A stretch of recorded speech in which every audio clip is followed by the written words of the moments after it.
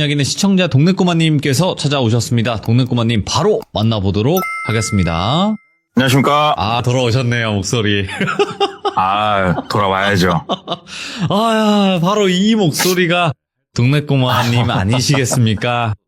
걱정해주셔서 너무 감사합니다. 아이고, 또 걸리지 말아야 될 또 독감, 그죠? 예, 아들로 시작된 독감, 온집을 한번 휙 가만데요. 원래 또 그게 또 한 명이 걸리면 다 걸리는 그런 게 아니니까 저는 이제 제가 걸렸을 때는 이제 바로 도망갔었는데, 그러니까요. 이게 전염성이 굉장히 세다고 하더라고요. 네. 아프네요, 독감. 그래서 독감 아니겠습니까? 그죠.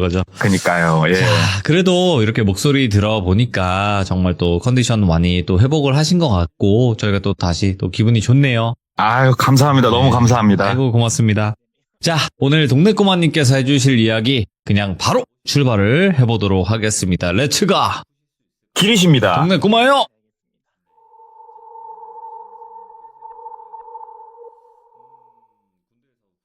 이제 오늘은 들은 그대로 한번 최대한 전달을 해볼게요. 감사합니다. 네. 예. 이거는 우연히 들은 건 아니고요. 제가 이제 돌비 공포 라디오를 나간다, 주변 사람들한테 좀 알리기도 했고, 또 만나는 사람들한테 이런 관련된 이야기를 좀 알지 않을까 싶어서 좀 이렇게 쑤셔보던 와중에 이제 듣게 된 얘기예요, 이게. 오, 예. 이게 이제 1995년도로 거슬러 올라가요, 이야기가. 상당히 옛날이죠. 1995년도에 고등학교 1학년이 이제 딱 올라가는 똘비라는 남성이 있었어요. 이제 중학교를 마치고 고등학교로 진학을 막 한 거예요, 95년도에. 이제 고등학교를 조금 집에서 거리가 있는 곳을 갔대요. 그러면 친구도 다 새로운 친구를 사귀어야 되고 학교도 새로워지고 이제 모든 게 좀 낯설잖아요.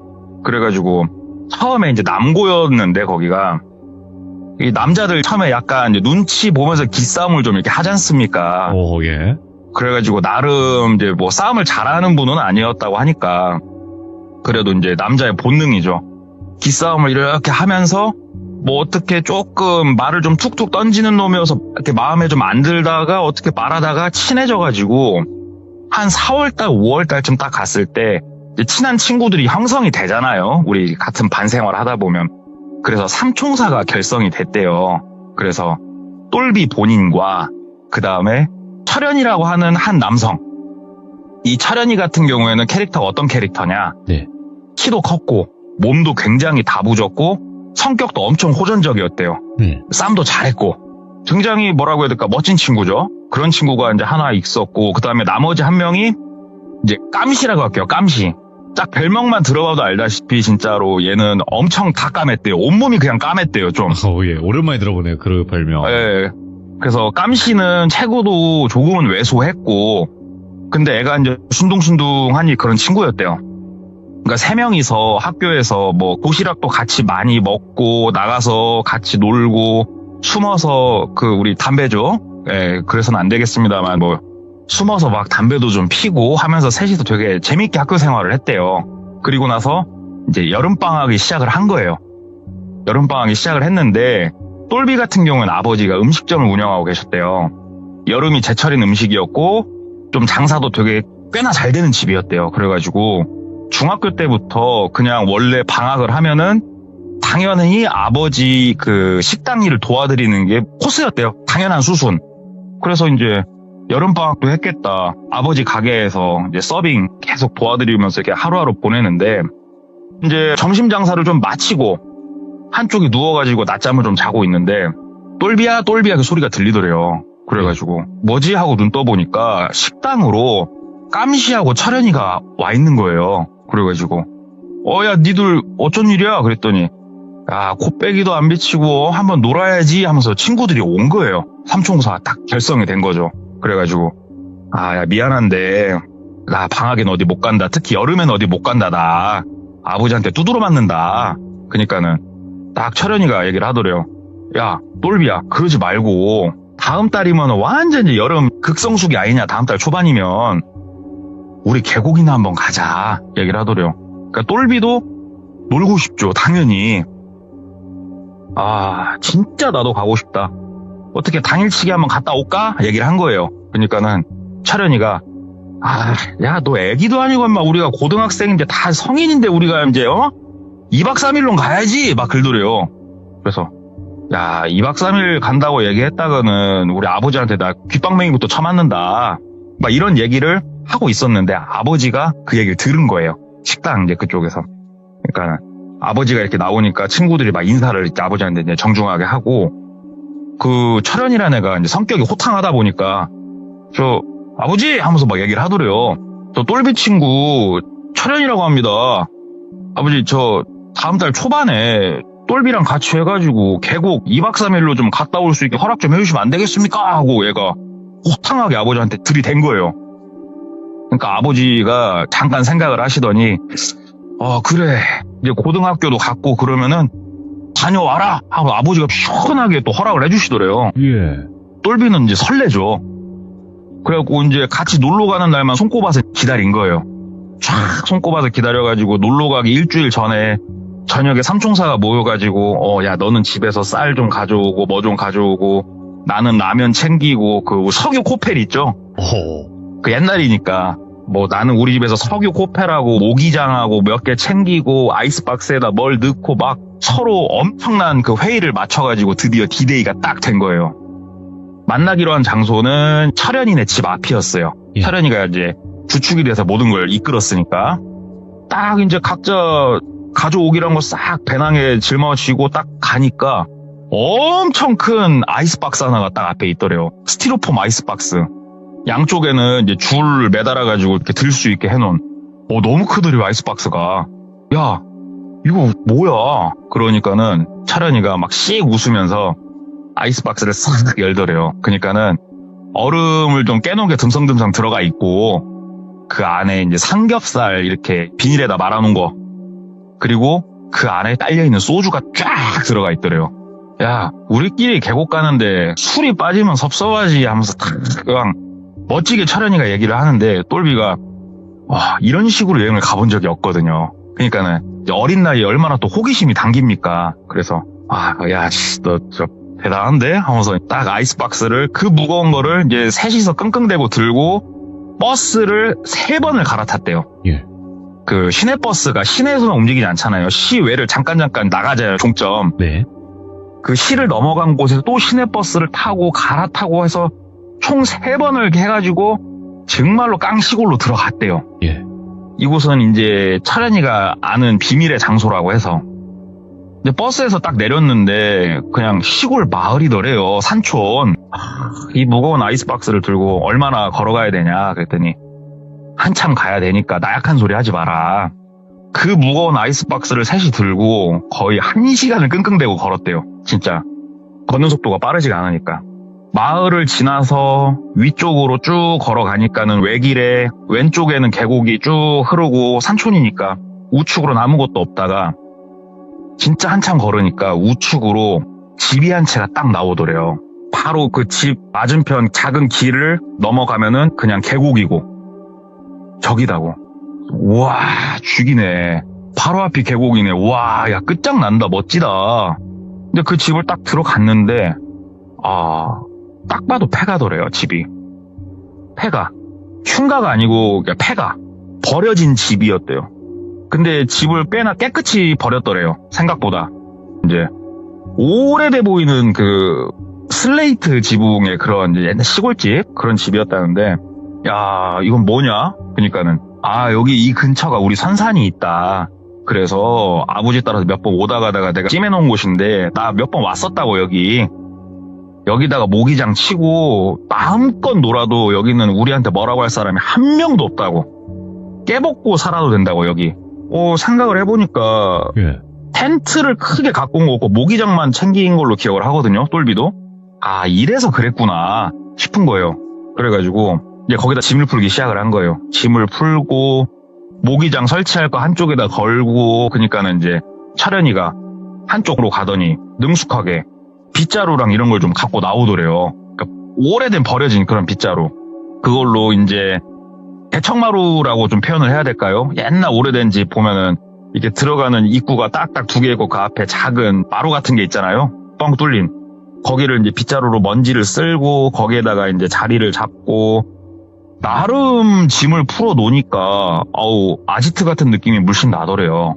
일단은 친구들하고 같이 있으니까 무섭고 이런 건 없고, 또 거기다가 짐을 싹 풀고 일단은 빤스만 입고 몸에 땀이 많이 났으니 앞에 계곡으로 뛰어간 거예요. 근데 이때가 본인이 기억하기로 되게 극심한 가뭄이었대요. 이때가 엄청 가물었었대요. 계곡물이 생각보다 별로 안 흐르긴 하는데 그래도 산촌이다고 계곡물은 나름 뭐 시원하게 흐르고 있어가지고 물장구 치고 놀기에는 뭐 괜찮았대요. 만족스럽진 않아도. 거기서 이제 한참 물장구 치고 놀고 저녁에 땅거미 질 때쯤 다시 아지트로 와가지고 거기서 라면 끓여 먹고 아이스박스에서 돼지고기 꺼내가지고 구워 먹고 막 노는데 너무 재밌더래요. 그 소주를 까가지고 종이컵에다가 막 따라가지고 서로 막 짠 하면서 술 마시고 이렇게 분위기가 이제 쫙 무르익은 거예요. 저녁 시간이 이제 늦으니까 술들이 좀 이제 취하죠. 예? 자기 주량이 얼마인지도 모르는 어린 나이니까.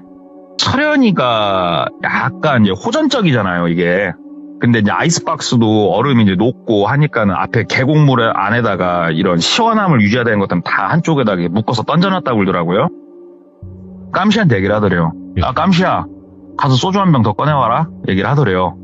그러니까 깜시가 네가 가 임마. 이 얘기를 한 거예요. 예? 그러니까는 철현이가 귀찮다고 네가 가라고 갔다 오라고 얘기를 하니까는 깜시가 너는 왜 나 시켜? 네가 가 임마. 나 이제 술 그만 먹을 거야. 이렇게 막 서로 이제 티격태격 한 거예요. 오. 이걸 보고 있으니까 똘비가 니들 왜 그래? 왜 갑자기 이렇게 싸우려고 그래? 얘기를 하니까는 철현이가 진짜 막 귀싸대기를 쳐 돌려버릴까 진짜. 야, 너 말하면 들어. 쳐 맞고 가면 아프잖아 하면서 이제 좀 뭐라고 해야 될까, 힘센 애가 술도 들어갔겠다 막 이제 그런 식으로 얘기를 한 거예요. 깜시가 토라져가지고 뭐나 까 잡수라고 그러면서 획 돌아가지고 어디로 가버리더래요. 계곡 쪽은 아니었대요, 분명히.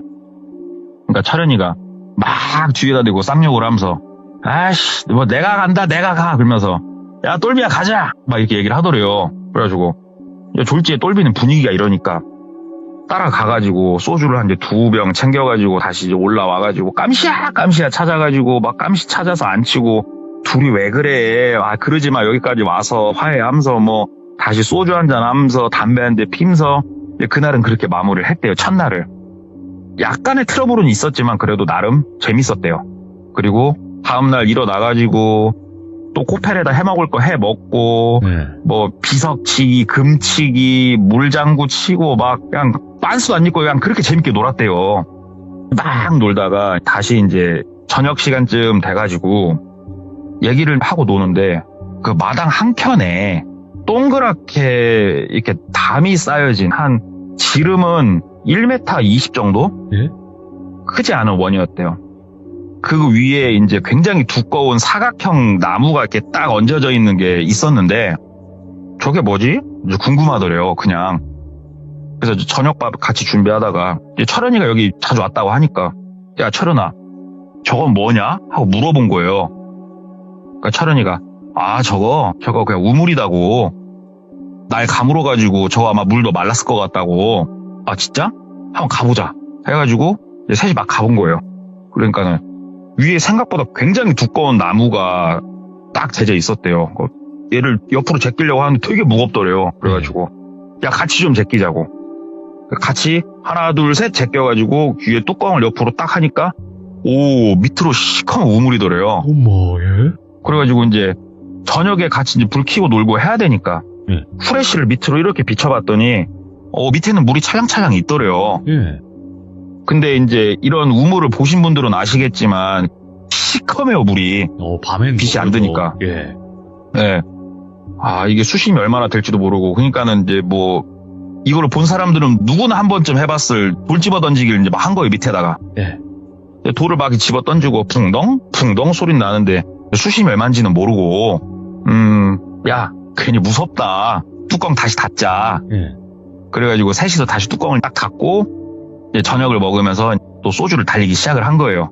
근데 어저께도 술을 먹었고 또 이 술에 대한 컨트롤이 어쩐가 이제 잘 모르는 나이다 보니까 어저께보다 더 빨리 취하더래요, 술이. 술을 이제 막 한참 이렇게 먹는데 철현이가 약간 앙금이 남아 있었나 봐요. 예.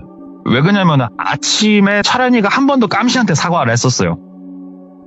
깜시야 미안하다. 어저께는 내가 술이 좀 이렇게 들어가니까 내가 너한테 실수를 했다. 미안하다 깜시야. 그러면서 다시 한 번 사과를 했었는데 이게 뭐 천상은 누구 못 준다고 다시 술이 좀 들어가기 시작하니까 철현이가 깜시한테 깜시야 나 다리가 아파서 그런데 네가 소주 좀 가서 한 병 좀 갖고 와주면 안 되냐? 라고 이렇게 얘기를 한 거예요. 근데 딱 봐도 그냥 시킨 거예요. 그러니까 깜시가 야 너 진짜 왜 그냐? 방금 전에도 내가 가지러 갔었고 그 전에도 내가 가지러 갔었는데 너 나한테 왜 그냐? 얘기를 한 거예요. 그러니까 철현이가 진짜 어이없네. 야 똘비야 내가 지금 깜시 뭐 이거 지금 꼬봉 부리듯이 부린다고 생각하냐? 야 똘비는 지금 옆에서 우리 줄 거 먹을 것도 굽고 지금 한쪽에서 뭐 이렇게 하고 있잖아. 난 다리가 좀 아까 다이빙 하다가 좀 무릎이 다쳐서 근다는데 그거 못 가? 좀 갔다 오라고 하고 약간 명령조로 막 얘기를 한 거예요. 그러니까 깜시가 뭔 새끼야 내가 너 그럴 줄 알았다. 사과는 개 풀 뜯어먹는 사과. 너는 원래 그런 새끼 옛날부터 그런 새끼 하면서 막 이제 얘기를 한 거예요. 그러니까는 똘비가 옆에서 쥐포를 좀 굽고 있었대요. 쥐포를 굽다가 야 니들 아는 사이였어? 라고 얘기를 한 거예요. 그러니까는 깜시랑 철현이가 맞다. 이 새끼랑은 중학교 때도 알았어 하고 얘기를 이렇게 하더래요. 그래? 난 니들도 지금 여기 고등학교 처음 만난 줄 알았더니 원래 아는 사이였구나. 그러니까는 그치. 굳이 뭐 얘기할 그건 없었네. 아무튼 막 그런 얘기 뭐 중요한 건 아니고 가가지고 소주나 좀 갖고 오라고 깜시 새끼야 하면서 이제 막 말을 또 해버리더래요. 그러니까는 막 깜시가 진짜 부들부들 거리고 있더래요. 부들부들 거리고 있으니까 철현이가 옆에서 조약돌 작은 걸 들더니 깜시 머리에다 집어 던지더래요. 탁탁 집어 던지면서 야, 내 돌 점점 커진다. 일어나서 가라. 대구빠 깨지고 가기 싫으면 가라 하면서 좀 폭력적으로 점점 변하기 시작을 하는 거예요. 철현이가. 그러니까 옆에서 이거 막 꽂고 있던 똘비가 이거 또 상황이 안 좋잖아요. 그러니까 저 철현이 저 새끼는 저거 술 먹이면 안 되겠구나 사람이. 그래가지고 야야야야야 싸우지 말고 내가 가서 가져올 테니까 싸우지 말고 있어. 아이고 자식들 이게 뭐가 힘들다고 하고 후레쉬 들고 계곡 쪽으로 간 거예요. 계곡 쪽으로 이렇게 갔는데 이게 망을 담아둔 곳이 어딘지 정확하게 잘 못 찾겠는 거예요. 어두워가지고. 왜냐하면 계속 깜시가 가지러 갔었거든요, 술을. 어두워갖고 또 잘 안 보이네. 여긴가? 저긴가? 몰라. 담배 한 대 피자 하면서 담배 한 대 쫙 하면서 이렇게 보는데 아이고 공기도 좋고 별도 떠있고 좋더래요. 담배 한 대 피고 있는데 좋긴 좋네, 멋지네, 한가롭고 오늘 저녁이면 끝나네 하면서 혼자 이렇게 생각하면서 또 이렇게 망을 쭉 찾는데 뒤에서 저벅저벅 이렇게 소리가 들리더래요. 이렇게 돌아보니까 깜시더래요. 깜시야 너 왜? 내가 가지고 간다니까. 그러니까 깜시가 못 찾겠냐? 그러더래요. 그래서 야 어디다 놓은 거야? 그러니까는 야 어문대 찾고 있어서 저 위쪽에 있어 얘기를 하더래요. 그래가지고 그래? 같이 가자. 그래서 깜시랑 둘이서 쭉 갔대요. 소주를 이렇게 2병을 꺼내가지고 가려고 하니까 깜시가 야 똘비야 잠깐만 여기 앉아갖고 담배 한 대 피우고 가자 그러더래요. 그래서 그래 철현이 때문에 뭐 그 소리 듣고 그랬는데 짜증 나겠지 해서 그래 담배 한 대 피고 가자. 그래서 둘이 돌박에 쭈그러 앉아갖고 담배를 이렇게 피는데 갑자기 깜시가 소주를 한 병 이렇게 따더래요. 옛날에는 돌려서 따는 것도 아니었다는데 그걸 뽕 따더래요. 예. 그러면서 벌컥벌컥 깡소주 마시는 거 있잖아요. 탁 벌컥벌컥 몇 모금 탁 마시면서 들더래요. 옆에 똘비가 아이고 저걸 어떻게 저렇게 먹나. 그러니까 깜시가 탁 짜더니 딱 병을 똘비한테 탁 내밀더래요. 그러니까 분위기가 왠지 그 남자들만의 대화하면서 막 그런 거 있잖아요 지금. 그래서 또 아무 말 않고 탁 똘비가 받아가지고 자기도 한 모금 정도 깡소주 싹 들고 막 하는데 아이고 깡소주 드신 분들은 아시죠? 미쳐요. 아이고 죽겠다. 아이고 속쓰려 하고 이러고 있는데 이제 깜시가 저 새끼 진짜 주먹이 운다 진짜 하면서 막 여기서 막 가오를 잡더래요. 깜시가 또. 예. 근데 아무리 봐도 네가 가오를 잡을 건 아닌 것 같은데 철현이한테 두드러 맞을 놈이 그래 뭐 뒤에서는 뭐 나라님 욕도 한다는데 깜시야 그래 철현이가 친구 사이에 좀 그런 식으로 얘기한 건 근데 철현이도 술 먹었잖아. 그러니까 친구가 또 친구 이해해줘야지 어떻게 하면서 이제 막 달래준 거예요, 깜씨를. 한참 달래줬대요, 한참. 그러니까 깜씨가 그러니까 막 이러고 있는데 시간이 꽤나 흘렀대요. 왜 그러냐면 똘비가 이제 야 가자 그러면 깜씨가 계속 붙잡고 그래가지고 근데 똘비가 문득 이런 느낌을 갑자기 받은 거예요. 그러니까 여기가 지금 어떻게 보면 산중이단 말이에요. 뭐 저녁에 소쩍새 울음소리가 들리고 옆에서 뭐 풀벌레 소리가 나고 막 이렇게 산중은 생각보다 시끄러워요, 여름에.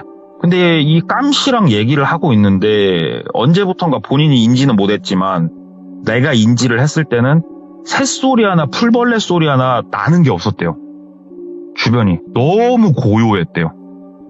마치 느낌이 그 호랑이가 사냥하려고 살기를 내비치면서 뒤에서 이렇게 딱 다가서면은 세상이 고요해지는 그런 느낌. 갑자기 그런 느낌을 확 받았대요. 그래가지고 주변을 막 둘러보면서 야, 나 무섭다고. 오우씨, 갑자기 왜 이렇게 조용하냐. 야, 들어가자, 무섭다. 그러니까는 깜씨가 그래, 올라가자, 가자 하고 이제 둘이 일어난 거예요. 그래가지고 아지트로 돌아왔는데 철현이가 안 보이는 거예요. 철현이를 막 찾은 거예요. 철현아 어디 갔냐, 뭐 똥 싸러 갔나 하면서 막 찾는데 뭐 10분이 지나고 20분이 지나고 1시간이 지났는데도 철현이가 안 나타나는 거예요. 이 시절엔 당연히 핸드폰 없습니다.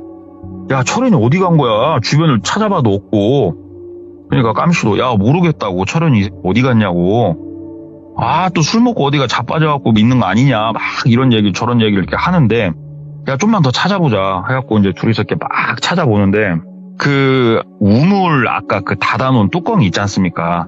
우물 닫아놓은 뚜껑이 원래 이제 딱 센터에 맞게 셋이서 딱 놨는데 이게 되게 한쪽으로 치우쳐갖고 간당간당하게 올라가 있는 게 보이는 거예요. 이게 딱 눈에 들어오더래요. 후레쉬를 비치는데 이게 뭐지? 왜 이렇게 돼 있지? 그래서 야, 깜씨야 부른 거예요. 깜씨가 하고 얘기를 하니까 야, 이거 원래 이랬나? 얘기를 한 거예요, 깜씨가. 네. 뭐 그걸 보고 있어. 다른 데 찾아봐. 아니면 야, 우리끼리 그냥 마시자. 막 그러더래요.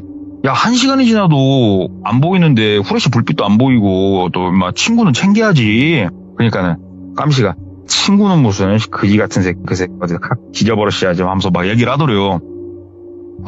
이게 똘비가 좀 더 찾아보다가 이제 도무지 보이질 않으니까 둘이서 다시 앉아가지고 이렇게 소주 한 잔, 두 잔, 뭐 담배 한 대 이렇게 피면서 이렇게 있는데 영 이게 너무 불안한 거예요. 이 친구가 없으니까. 하다가 또 우물이 보여가지고 그냥 혼자 이렇게 거기로 걸어간 거야. 일어나가지고 걸어가가지고 그 나무가 옆에 되게 아슬아슬하게 걸쳐 있었대요. 손으로 이렇게 세게 미니까 옆으로 툭 떨어지더래요. 네. 그냥 자기도 왜 그랬나 이제 정 답답하니까 혹시 우물에 빠졌나 이 생각을 한 거예요. 예. 우물 밑을 이렇게 비춰보는데 밤이고 이제 시커머니 밑에 뭐가 보이냐고요. 그리고 오밤중에 그것도 밑을 보는 것도 조금 무섭고 그냥 너무 답답하니까 이제 그냥 본 건데 뭐가 안 보이더래요. 후레쉬로 이렇게 싹 보는데 그래서 이게 테두리를 따라서 이렇게 한 바퀴 싹 둘러보는데 거기에서 좀 뭐라고 해야 될까, 사람 얼굴 끝이 보이는 거예요. 한쪽 끝에 코끝, 입술, 이마가 뽕긋 나와 있는 사람 얼굴이 딱 보이는 거예요. 철현이가 우물 속에 있는 게 보이는 거예요. 너무 놀래가지고 다시 후레쉬를 잘 이렇게 비춰보는데 처음에 이게 무서워서 귀신인 줄 알고 말도 안 나왔대요. 철현이가 맞는데 이렇게 잘 비춰보니까 두 손을 그 우물이 돌 벽으로 이렇게 돼 있었대요.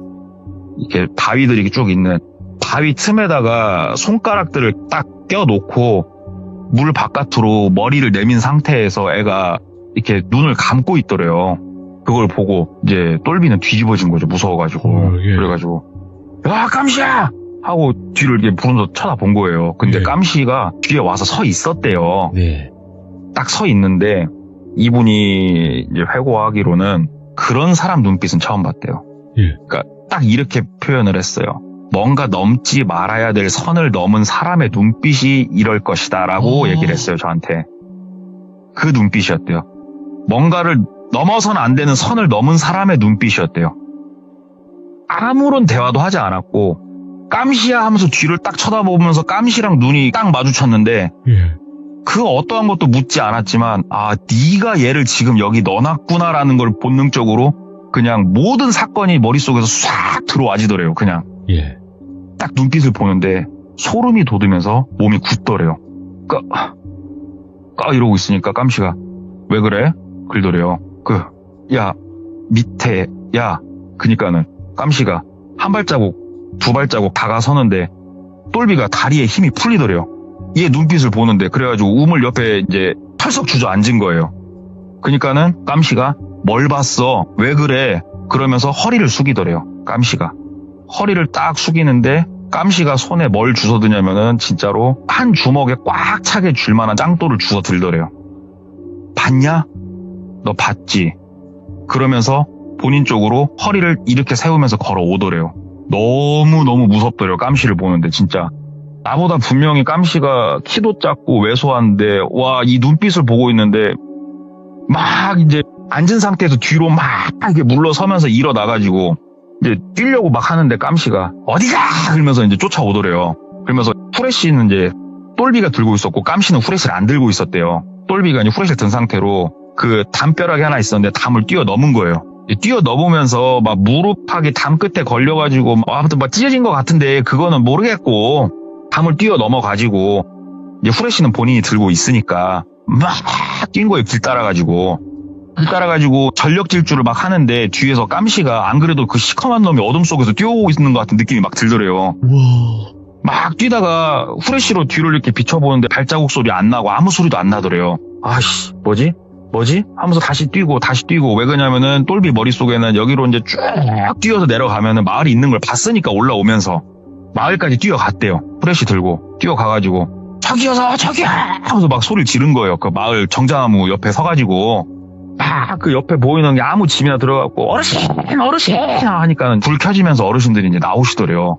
그래서 아이고 무슨 일이냐고 사람 살려주시라고 사람 살리라고 아이고 무슨 말이냐고 저기 위에 가면은 폐가 있는 거 거기 왔는데 지금 친구가 우물에 빠져있고 사람 살려주라고 거기서 하도 크게 소리 지르면서 막 그러고 있으니까 이제 듬성듬성 어르신들이 막 나오시더래요. 무슨 일인가 해가지고 그래서 어르신들이 아이고 거기를 왜 갔냐고 니들 아이고 빨리 살려주시라고 하니까 막 어르신이 그 밧줄이랑 뭐랑 챙겨가지고 같이 이제 막 갔대요. 거기를 딱 갔더니 깜씨는 안 보이더래요.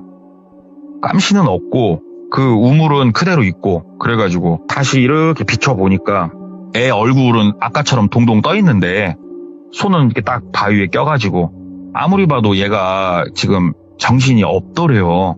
혹시 지금 잘못된 상태에서 이렇게 굳어있는 건가 이런 생각이 들 정도였대요. 그걸 보는데 어르신들도 그걸 보더니 막 엄청 놀라면서 어르신 중에 한 명이 그 몸에다 밧줄을 감고 밑으로 내려가시더래요. 위에서 후레쉬 여러 개 막 밑에다 비추고 그래가지고 철연이를 끄집어 올렸대요. 위로 어르신들이 도와줘가지고 다행히 숨은 붙어 있었대요. 철연이가. 근데 어르신들이 이제 거기에서 건져 올리니까 애가 온몸에 얼음장이더래요. 그래가지고 막 어르신들이 자기 옷 벗어서 덮고 애 팔 주무르고 옆에다 모닥불 피고 한 명은 신고한다고 다시 마을로 뛰어 내려가고 막 난리도 아니었대요. 막 그러고 있는데 이제 똘비가 막 주변을 둘러보면서 그 깜씨라는 놈 그 새끼 찾아야 된다고 그 새끼가 이렇게 한 거라고 그러니까 어르신 중에 조금 젊으신 분이 똘비를 한쪽으로 딱 데리고 가더니 무슨 일이 있었는지 너 정확하게 얘기 좀 해보라고 우리 마을에서 그래서 쭉 얘기를 했대요. 이래저래 해갖고 내가 혹시나 봤는데 이걸 봤고 그랬더니 깜씨가 뒤에 있었고 막 얘기를 한 거예요. 그러니까는 내가 이 어린 놈들 이 머리 피도 안 마른 새끼들이 와서 술이나 처먹고 앉아있고 하면서 이제 막 화를 엄청 내시더래요. 막 혼나고 있는데 이제 그 구급 차량이 도착을 했대요. 시간이 한참 지나고 다행히 이제 숨은 안 떨어졌으니까 철연이는 이제 실려서 가고 여기 혼자 어떻게 있어요? 똘비가 무서워서 어르신들한테 부탁을 한 거예요. 어르신 저 옆에 어디에 사는 사람인데 어르신 중에 혹시 차 있으신 분 있으면 나 좀 태다 주시면 안 되냐고 여기서 내가 있을 수는 없지 않겠냐고 무서워서 그러니까 어르신 중에 한 명이 아이 오밤중에 걸고 그럼 우리 집에서 자라 얘기를 해주시더래요. 그래가지고 어르신 집에서 하루 신세를 지고 다음날 어르신이 읍내까지 태다 주셔가지고 읍내에서 이제 버스를 타고 나왔대요. 시골에서 버스를 타고 나오는데 이게 지금 똘비가 어리잖아요. 신고를 바로 해야지가 아니었고 이거는 아버지한테 얘기를 해야 된다라고 생각을 했대요. 그때는. 그래가지고 막 식당으로 이제 뛰어서 와가지고 장사하시는 아버지 바지끄레기를 잡고 아빠 이거 어떻게 해야 되냐고. 그러니까 아빠가 장사하다 말고 짜증을 내면서 딱 보는데 애가 눈빛이나 몰골이 지금 말이 아니니까 예. 한쪽 데리고 와갖고 왜 그러냐고 너. 그러니까 아버지한테 쫙 얘기를 했대요. 이래저래 해가지고 지금 이런 일이 있었는데 깜씨 얘가 지금 어디 갔나 모르겠다. 너 깜씨네 집 전화번호 아냐? 전화번호는 안다. 그러니까는 있어보라고 아버지가 깜씨네 집에 전화를 하더래요. 깜씨 혹시 들어왔냐? 그러니까는 깜씨 집에 안 들어왔다라고 깜씨네 엄마가 얘기를 하더래요. 일단은 알겠습니다. 아버지가 전화를 끊더래요. 전화를 끊고 지금 너 이거 그 친구는 어디 병원으로 갔냐? 모르겠다고. 아버지가 너네 새끼 친구가 그거 실려가는데 어디로 가는지도 확인도 안 하고 모르냐고. 너 그 마을이 어디냐고. 그래가지고 마을 이름도 모르겠다고. 그러니까는 막 내 아들이 뭐 대가리가 돌이고 하면서 막 엄청 답답해 하시더래요. 그러면서 버스를 어디서 타고 와갖고 야 아빠 차 타라고. 그래서 아버지 차를 타고 그 버스길 다시 이렇게 기억 더듬어가지고 그 마을까지 그날 다시 들어갔대요. 마을을. 그래서 아버지가 마을 사람들하고 좀 얘기를 하시더래요. 그 어저께 저녁에 소리 지른 놈이 내 아들인데 무슨 일이 있었던 거고 이게 뭐냐. 마을 사람들하고 몇 명과 얘기를 하는데 마을 사람들이 되게 좀 싫어하더래요. 상당히 싫어하더래요. 그 폐가 위치가 어디냐. 그 마을 사람들이 거길 또 뭐더러 가냐고. 거기가 뭐가 좋은 곳이라고. 좀 확인해 봐야겠다고. 그거 어디냐고. 야 똘비 넌 위치 알지? 타 다시. 그래가지고 똘비랑 다시 그 폐가를 간 거예요. 폐가를 딱 갔는데 되게 의아했던 게 있는 거예요. 똘비가 분명히 거기에는 지금 모기장이 막 쳐져 있고 앞에는 코펠 널브러져 있고 막 아이스박스 덩그러니 한쪽에 있고 막 상황이 그래야 되거든요. 지금 깔끔하게 정리가 돼 있는 거예요. 여기가 우물도 반듯하게 덮어져 있고 너무 깨끗하게 딱 정리가 돼 있더래요. 그 똘비 일행이 가져온 짐은 단 하나도 없었대요. 거기에 아버지가 얘기를 하더래요. 야 너 여기 놀러 왔던 거 맞냐고. 맞다고. 진짜 왔었다고. 다 네가 정리하고 온 거냐고. 아니 나 다 내팽개치고 왔다고. 일단은 알았다고. 아버지 차를 타고 다시 나갔대요. 다시 나가가지고 아버지가 그 이제 지역사회니까 아시는 경찰분이 다 있잖아요. 옛날에는 112가 아니었어요. 전화해가지고 준현아 그러면은 그 준현이가 경찰이에요. 난데 그 아들이 뭐 이런 일이 있었다는데 야 너 좀 일로 좀 와봐라. 그러면 경찰이 뛰어와요. 후배라서. 야 똘비 너 말 좀 해봐. 그러니까 똘비가 어저께 있었는데 막 찰랄랄 얘기를 한 거예요. 그러니까는 얘기를 듣더니 그 깜씨 집 전화번호 적고 뭐 하고 그분이 좀 알아봐주겠다고 이제 가신 거예요. 예. 그러니까 이분을 통하니까 바로 그 철현이가 어느 병원에 있고 싹 이제 나오더래요. 그래가지고 다행히 철현이는 생명엔 지장이 없대요. 생명에 지장은 없는데 네. 철현이하고 대화는 좀 지금 힘들다. 왜 힘드냐? 애가 일단 정신이 반쯤 나갔다. 어이구. 그래서 지금은 대화가 좀 힘들고 애가 좀 이렇게 정신을 추스려야 좀 대화가 될 것 같은 상황이라고 한다. 그러냐. 깜시 얘는 아무래도 지금 잠수 탄 것 같다. 지가 이렇게 해놓으니까 그래놓고 무섭겠지. 근데 이거 금방 잡는다. 일단은 잡아보겠다. 얘기를 하더래요. 그래서 알았다고 그러고 똘비는 이제 집에서 불안한 하루하루를 보내는데 한 이틀 지났을까? 집 전화가 이제 밤 10시에 으르르 울리더래요. 예. 그러니까 어머니가 받았대요. 여보세요? 받고 그래? 하면서 똘비야 친구 전화 왔다. 그렇게 얘기를 하더래요. 그래서 똘비가 누구요? 그러니까는 철현이라는데 얘기를 하더래요. 그래서 철현이? 엄마 잠깐만요 하고 이제 나가갖고 전화를 받은 거예요. 철현이냐? 하고 받으니까 나야 그러더래요. 근데 목소리가 깜시더래요. 굳죠 순간. 누구라고? 그러니까는 나다고. 야 집 앞으로 좀만 나오면 안 되냐? 좀 마지막으로 할 말은 있다 내가 얘기를 하더래요. 아니 그냥 전화 통화로 얘기해. 너 어디 있었냐? 너 말이 안 나오더래. 무슨 말을 해야 될지 모르겠더래요 그 상황에.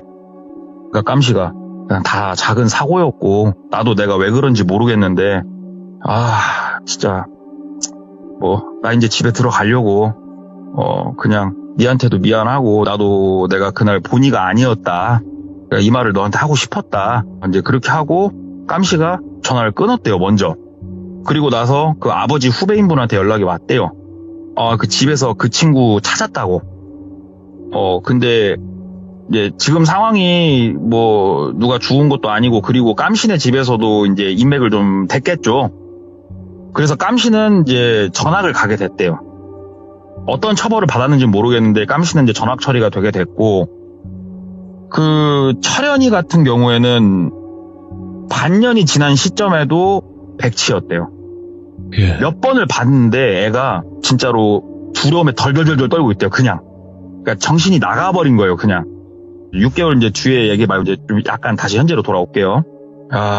이거 고개를 이제 갸우뚱갸우뚱 막 걱정도 되고 궁금하고 일단 깜신은 전학가기로 했으니까 뭐 그런갑다 하고 철현이는 아직도 백치 상태고 이걸 그날 도대체 무슨 일이 있었을까 하는데 아버지가 일로 와보라고. 너도 이제 다 컸으니까 얘기를 좀 어차피 해줘도 될 것 같다. 일로 앉아라 그러시더라고요. 아버지가. 그래서 앉았대요. 예 아버지. 그러니까 그 경찰 준현이 삼촌이 아까 뭐 얘기를 좀 해주고 갔다 하면서 얘기를 해주시더래요. 그 철현이가 이제 백치가 된 게 머리 쪽에 상처가 좀 있었대요. 큰 상처가. 그리고 팔이랑 이런 곳에 정황상 이렇게 봤을 때 우물에 빠지고 위에서 돌을 집어 던진 것 같다라고 얘기를 했대요. 그러니까 우물을 어떻게든 꼬셔서 데리고 가가지고 뒤에서 밀든 뭘 해갖고 애가 이제 빠졌는데 그 우물 깊이를 재봤대요. 하도 이게 말라가지고 우물 깊이가 그 철현이가 딱 섰을 때 잠길 깊이가 아니었대요. 오? 예. 근데 빠지면 우리가 익사할 때 허리 높이에서도 익사를 하거든요. 당황하면, 그죠? 예, 그러니까 철현이가 막 거기서 이제 발을 뻗을 엄두는 못 내고 이거 막 이러고 있는데 이제 소리를 고래고래 좀 질렀겠죠. 그러니까 깜씨가 위에서 큰 돌들을 밑으로 집어 던진 거예요, 철현이한테. 그러니까는 철현이는 막 기어 타고 올라오려다가 어떻게 그 돌 내려오는 걸 막 팔로 맞고 하다가 대가리에 맞아가지고 거기에서 이렇게 머리만 이렇게 둥둥 뜬 상태로 애가 이제 멘탈 가출했던 거고, 깜씨 그 자식은 이제 조금 시달렸었어요. 중학교 때부터. 그 철현이한테 약간 학교폭력이죠. 좀 시달린 건 있었어도 그래도 그럴 애가 아닌데, 그러면서 그 이제 준현이 삼촌이 또 나름 그 마을 사람들도 이제 탐방을 좀 했나 보더라고요. 이게 얘기를 해주더래요. 제가 그 우물의 깊이를 쟀다고 아까 말씀을 드렸잖아요. 우물의 깊이를 재면서 좀 발칵 뒤집힌 거예요. 그 안에서 백골이 된 뼈가 여러 구가 나왔대요. 그 우물 안에서. 그게 이제 발견이 되고 나니까 동네 사람들 중에 몇 명이 입을 열더래요. 저 집이 왜 패간 줄 아냐고. 저 집에 산 사람 치고 우물에 빠져 죽은 사람이 너무 많다고. 그래서 저 집은 사람이 안 산다고. 아마 그 깜씨라는 애도 저거 씌였다고. 오밤중에 아마 분명히 씌이고 손에 살이 내린 거라고, 그날. 마을에서 이게 처음 있었던 일은 아니다. 그러니까는 마을에서 사건 사고가 있었는데 의아무야 덮었던 거예요. 그거를. 이런 게 이제 뼈들이 나오니까 수면 위로 드러나 버린 거죠. 그래서 아버지가 그 깜실한 애가 그래 아빠도 뭐 얘기 들어보고 옛날 중학교 때 뭐 친구들을 그 준현이 삼촌이 뭐 만나도 봤다고 하는데 애가 그렇게까지 갈 애는 아니다고 하는데 어찌 됐건 귀신에 씌었건 지가 뭐 우발적으로 범행을 했건 일단은 끝났다. 끝났고 친구들 이렇게 사귈 때 신중을 좀 기하고 네가 나이가 몇인데 담배 술이냐. 네가 지금 해서는 안 될 짓을 하니까 그런 일들에 네가 지금 들어간 거다 하면서 막 혼난 거예요, 아버지한테. 어찌됐건 그렇게 이제 사건은 일단락되고 철현이 같은 경우에는 2학기 때 복학을 당연히 못했죠. 당연히 못했고 학교에서 똘비가 졸업할 때까지 철현이 못 봤대요. 철현이 못 봤고 그렇게 시간이 이제 쭉 흐른 거예요. 쭉 흘러가지고 어찌됐건 저찌됐건 똘비도 자기 고향을 안 떠나고 계속 살았으니까 네. 정말 뜬금없이 군대 갔다 와서 철현이 얘기를 듣게 된 거예요. 학교 동창들을 통해서.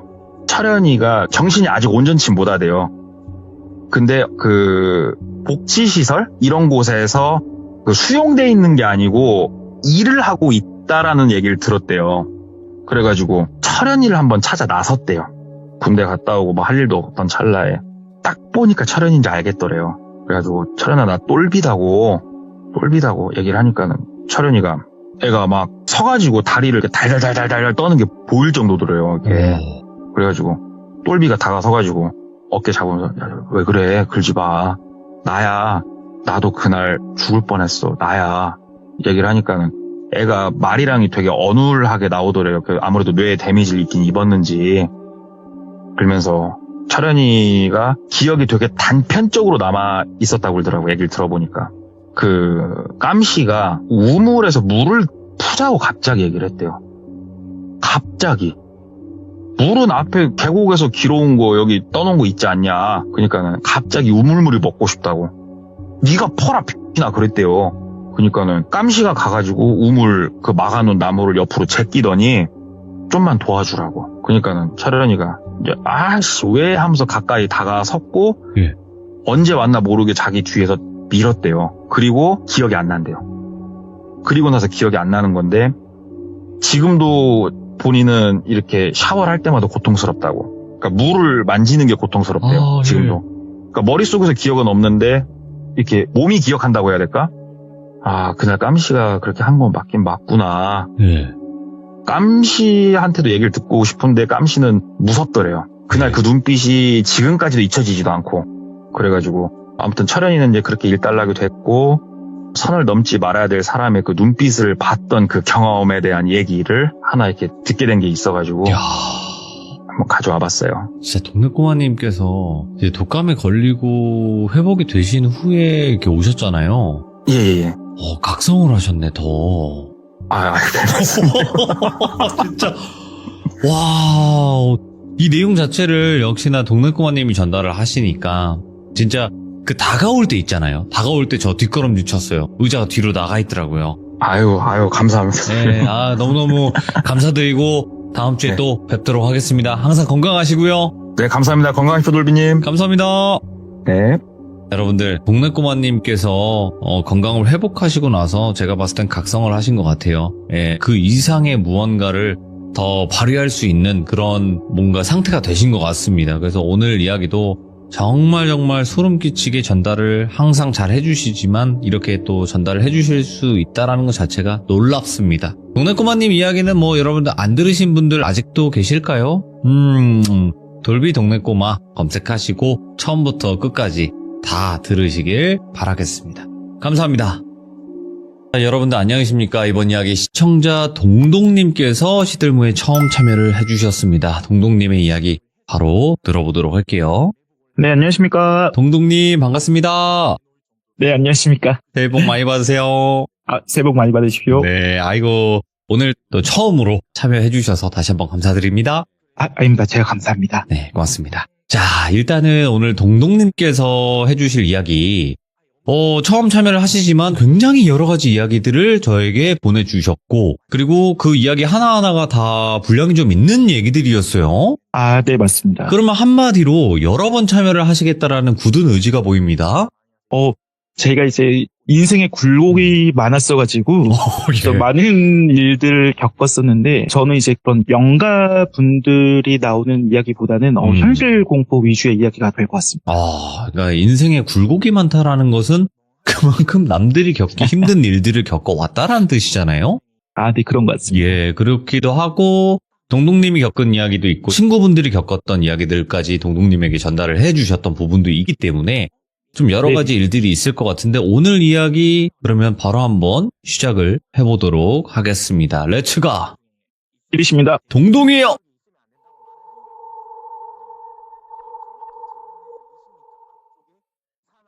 일단 제가 이 이야기를 하기 앞서 특정 종교를 비방한다거나 그 종교가 다 그렇다는 것은 절대 아니고 사람마다 다른 케이스를 가지고 있기 때문에 제가 오늘 말씀드리는 사연에 이 목사님 사건만 말씀드리는 것이지 모든 분들이 이렇다거나 해당 종교가 이렇다라는 오해는 없으셨으면 좋겠습니다. 아주 깔끔합니다. 아주 좋아요. 일단 이 이야기는 2010년도부터 시작이 됩니다. 제가 대학교를 방송 전공으로 입학을 하게 되는데요. 예. 네, 저는 고등학생 때부터 방송 쪽 아르바이트랑 이제 독립영화제들을 준비하면서 동기들보다는 먼저 영상 편집 기술들을 가지고 있었습니다. 오. 그러다 보니 조별과제 같은 것들도 촬영을 하게 되면 자연스럽게 제가 편집을 담당하게 되었고요. 근데 편집을 하다 보면 이제 학교 편집실을 빌려서 편집을 해야 되는데 저는 예전부터 그 편집 툴 프리미어라는 프로그램이 있습니다. 이제 그 프로그램을 프로? 사용을 했었는데, 네, 맞습니다. 예. 네, 그때 당시는 프로는 아니고 CC였고요. 근데 이제 학교에 설치된 편집 프로그램은 맥 OS 기반으로 사용하는 파이널 컷이라는 프로그램이었는데, 예. 이제 학교 편집실을 빌리는 것도 절차가 까다롭기도 하고, 그다음에 제 손에 익은 프로그램도 아니다 보니 그냥 제가 집에 가서 편집해 오는 경우가 많았습니다. 네. 근데 이제 본격적으로 학교 편집 일을 하다 보니 기존에 집에 있던 컴퓨터가 좋은 컴퓨터가 아니기도 하고, 이제 조금 편집하다 보면 멈추고, 또 이제 조금 편집하다 보면 컴퓨터가 또 멈추고, 이렇게 컴퓨터 사양이 낮아서 편집하기가 좀 힘들더라고요. 예. 그래서 이제 계속해서 편집하려면 사양이 좋은 컴퓨터로 바꿔야 하나 싶어서, 근데 저는 어렸을 때부터 집안 형편이 유복하지가 않아서 중학생 때 이후로는 용돈을 받아본 적이 없는데 항상 아르바이트로 제 용돈을 충당을 했었거든요. 이제 그러는 판국에 대학교 학비도 비싸고 또 돈 나갈 곳이 많은데 갑자기 컴퓨터를 구매를 하려고 하니 그 돈이 어디서 나오겠습니까? 그래서 알바를 더 늘려야 하나 고민을 하고 있었는데 저희 어머니께서 이제 제가 알바를 더 늘린다고 하니 동동아, 차라리 학교 다니면서 공부 열심히 해서 장학금 받는 게 아르바이트로 얻는 돈보다 더 크지 않겠니? 어미로서 이제 학비나 이런 것들을 지원해주지 못해서 미안한데 너가 계속해서 일만 하는 게 마음이 아프다. 그래서 어떻게든 없는 살림에 허리띠를 더 졸라매서 용돈 챙겨줄 테니까 학업에 열중해 라고 말씀을 하셨고요. 근데 이제 제가 단순 뭐 동기들이랑 술을 마신다든지 아니면 뭐 MT를 간다든지 이런 필요성의 돈이 아니라 네. 돈 100만 원 하는 컴퓨터가 필요한 거니까 쉽사리 어머니께 손 올리기가 좀 그렇더라고요. 아이고. 그래서 제가 어머니한테 엄마 이게 아니라 이제 학교 다니면서 이렇게 방송 편집하려면 컴퓨터가 필요한데 지금 집에 있는 그컴퓨터로는 하기 힘들다. 그래서 컴퓨터 사려고 하는 거고 이런 건 핸드폰이 아니니까 그냥 내가 돈 모아서 구매할게 걱정하지 마 라고 이제 말씀을 드렸어요. 예. 그러고 나서 학교 다니면서 알바하고 이렇게 며칠이 지났는데 이제 어머니께서 말씀을 하시더라고요. 제가 이렇게 컴퓨터가 필요해서 알바한다고 같은 봉사 모임 하시는 지인분들에게 이렇게 말씀을 꺼내는데 그 소리를 들은 그 봉사 모임 중 한 지인분께서 네. 우리 남편이 컴퓨터에 대해서 잘 안다. 한번 얘기를 꺼내보겠다 라고 하셨고 그리고 이제 그 지인의 남편분께서는 제 사연을 듣고 내가 이렇게 저렇게 컴퓨터 조립해서 그 자제분한테 드려야겠다라고 말씀을 해주셨다고 하더라고요. 그래서 그렇게 그 말을 전달받은 저는 정말 감사하지만 이제 제 말에 공감하시는 귀족님들이 계실지 모르겠는데 꼭 어머니가 사주시는 옷이나 그런 물건들은 본인이 봤을 때 사주시는 건 감사하지만 이런 건 좀 하는 것들이 있잖아요. 뭐 예를 들어 어머니가 봤을 때는 이쁘다고 생각해서 사주신 옷이지만 제가 봤을 때는 뭐 촌스러운 옷이라든지 있어요. 예. 뭐 그런 것처럼 저는 이제 고사양 컴퓨터가 필요한데 괜히 무료로 주신다고 하셔서 사양 낮은 컴퓨터를 주시면 어떡하지? 하면서도 뭐 그래도 공짜로 컴퓨터를 주시는데 이게 어디야 싶기도 하고. 네. 그래서 이제 제가 어머니한테 이렇게 걱정되는 부분을 말씀을 드리니까 어머니께서 하시는 말씀이 그 컴퓨터 맞춰주신 분이 봉사 모임 지인의 남편이신데 그 남편은 사실 목사님이시다. 그 목사님이 컴퓨터 조립 일을 겸업을 하시는 분이시다. 그래서 이제 컴퓨터 조립 일을 하는 사람한테 영상 편집용 PC가 필요하다고 말씀을 드렸으니 어련히 잘 해주시지 않으시겠냐. 그리고 이렇게 우리 사정을 다 알고 베푸시는 건데 잔소리 하지 말고 감사하게 받으라고 하시더라고요. 네. 근데 이제 여기서 아시는 귀족님들 계시겠지만 뭐 말씀을 드리자면 우리나라의 교회가 막말로 편의점보다 많다고 하지 않습니까? 예. 그래서 대형 교회 목사님들이 아니신 경우에는 뭐 일반적인 작은 교회나 아니면 뭐 상가 건물 2층, 3층 이런 데서 운영하시는 개척 교회들은 성도님들의 헌금이나 사례비만으로는 운영이 쉽지 않으셔서 보통 다른 직업과 겸직하는 분들이 대다수이십니다. 예. 네. 그래서 제가 드는 생각은 그런 개척교회 목사님께서 컴퓨터 조립 일을 하시는데 그럼 그분도 힘든 형편이실 텐데 나한테 그렇게 컴퓨터도 주신다고 하니 감사한 분이시네 라는 생각을 했어요. 그러고 나서 또 며칠이 흐르고 어머니께서 동동아 이번 주 토요일에 그 목사님 컴퓨터 조립이 다 됐으니 가지러 오래 라고 말씀을 하셔서 토요일날 어머니가 말씀해 주신 주소로 컴퓨터를 받으러 갔습니다. 그 주소에 도착하니 좁은 골목에 한 상가 건물이 있고 그 지하로 내려가는 계단 입구 쪽 간판에 땡땡땡 선교회 그리고 그 옆에는 땡땡땡 컴퓨터 센터라고 적혀 있었습니다. 네. 그래서 저는 같은 공간에 컴퓨터 조립일이랑 교회일이랑 같이 하시는구나. 근데 교회가 아니라 선교회네? 라는 생각이 들고 일단은 뭐 아무 생각 없이 계단을 내려가서 문을 두드렸습니다. 그러고 나서 이제 안에서 누구세요? 하면서 문을 열고 나오신 분은 한 40대 후반에서 50대 초반으로 보이시는 뭐 한 170 초반에 안경 쓰시고 동네에서 흔히 보실 수 있을 법한 그런 중년의 아저씨가 나오셨습니다. 예. 그러면서 이제 그분이 자네가 땡땡땡 자제분 동동이신가? 라고 하시더라고요. 그래서 저는 일단 저한테 컴퓨터도 공짜로 주시고 또 목사님이라는 사실을 알고 왔으니 제가 공손하게 대답했죠.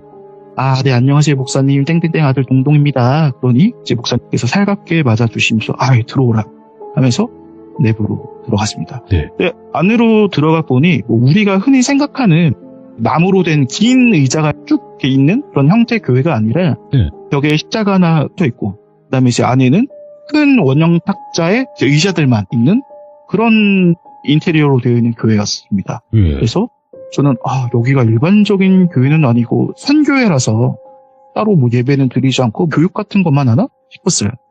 그리고 옆으로 들어가는 쪽방이 있었는데 그 쪽방 방문 입구 위에 조그만하게 뭐 현판이라고 해야 되나 그런 걸로 땡땡땡 컴퓨터 센터라고 적혀 있더라고요. 그래서 저는 이분이 개척도 힘드시게 운영하시는 분이시니 뭐 교회랑 컴퓨터랑 뭐 같은 공간에서 하시는구나 이렇게 생각을 하고 이제 목사님께서 그 방 안으로 들어가자고 그러면서 목사님이 차 한잔 대접하시겠다고 오늘은 고생 많았다고 하고 이제 목사님께서 차를 준비하러 나가신 동안 저는 방 안을 구경을 했어요. 컴퓨터 부품들이랑 본체 같은 것들이랑 이런 것들이 엄청나게 쌓여 있더라고요. 그래서 저는 속으로 이렇게 전문적으로 하시는 분이시니 안 좋은 컴퓨터를 주시진 않겠다 싶어서 기다리다가 이제 차를 대접해 주시러 다시 목사님이 들어오셨어요. 그러면서 목사님이 저한테 이런저런 것들을 물으시더라고요. 예. 나이는 몇 살이냐, 어느 교회 다니냐, 영상 편집은 왜 하는 거고, 졸업 후 진로는 어떻게 생각을 하고 있냐.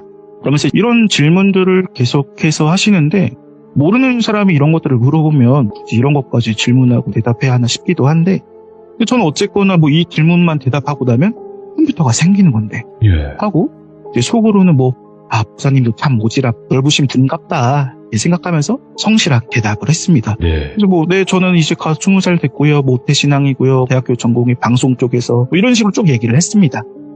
그러면서 이제 목사님께서 저한테 주실 컴퓨터를 딱 꺼내주셨는데 이제 솔직히 컴퓨터 외관만 봐서는 잘 모르잖아요. 그렇죠. 내부가 이제? 중요하죠. 그렇죠. 근데 목사님께서 부품 사양들을 딱 말씀을 해주셨는데 제가 사려고 했던 사양보다 한 2단계 정도는 더 윗사양의 고사양 부품들로 조립을 해주셨더라고요. 예.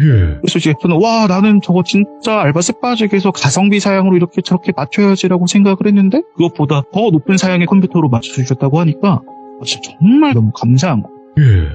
그래서 이제 옆에서 목사님이 뭐라 말씀하시는데 귀에 들리지도 않고 이제 계속 컴퓨터 쓰다듬으면서 아이고 네 감사합니다 네 이러면서 컴퓨터만 보고 있었는데 그러더니 목사님이 그럼 내일 예배 때 봅세 이렇게 하시는 거예요.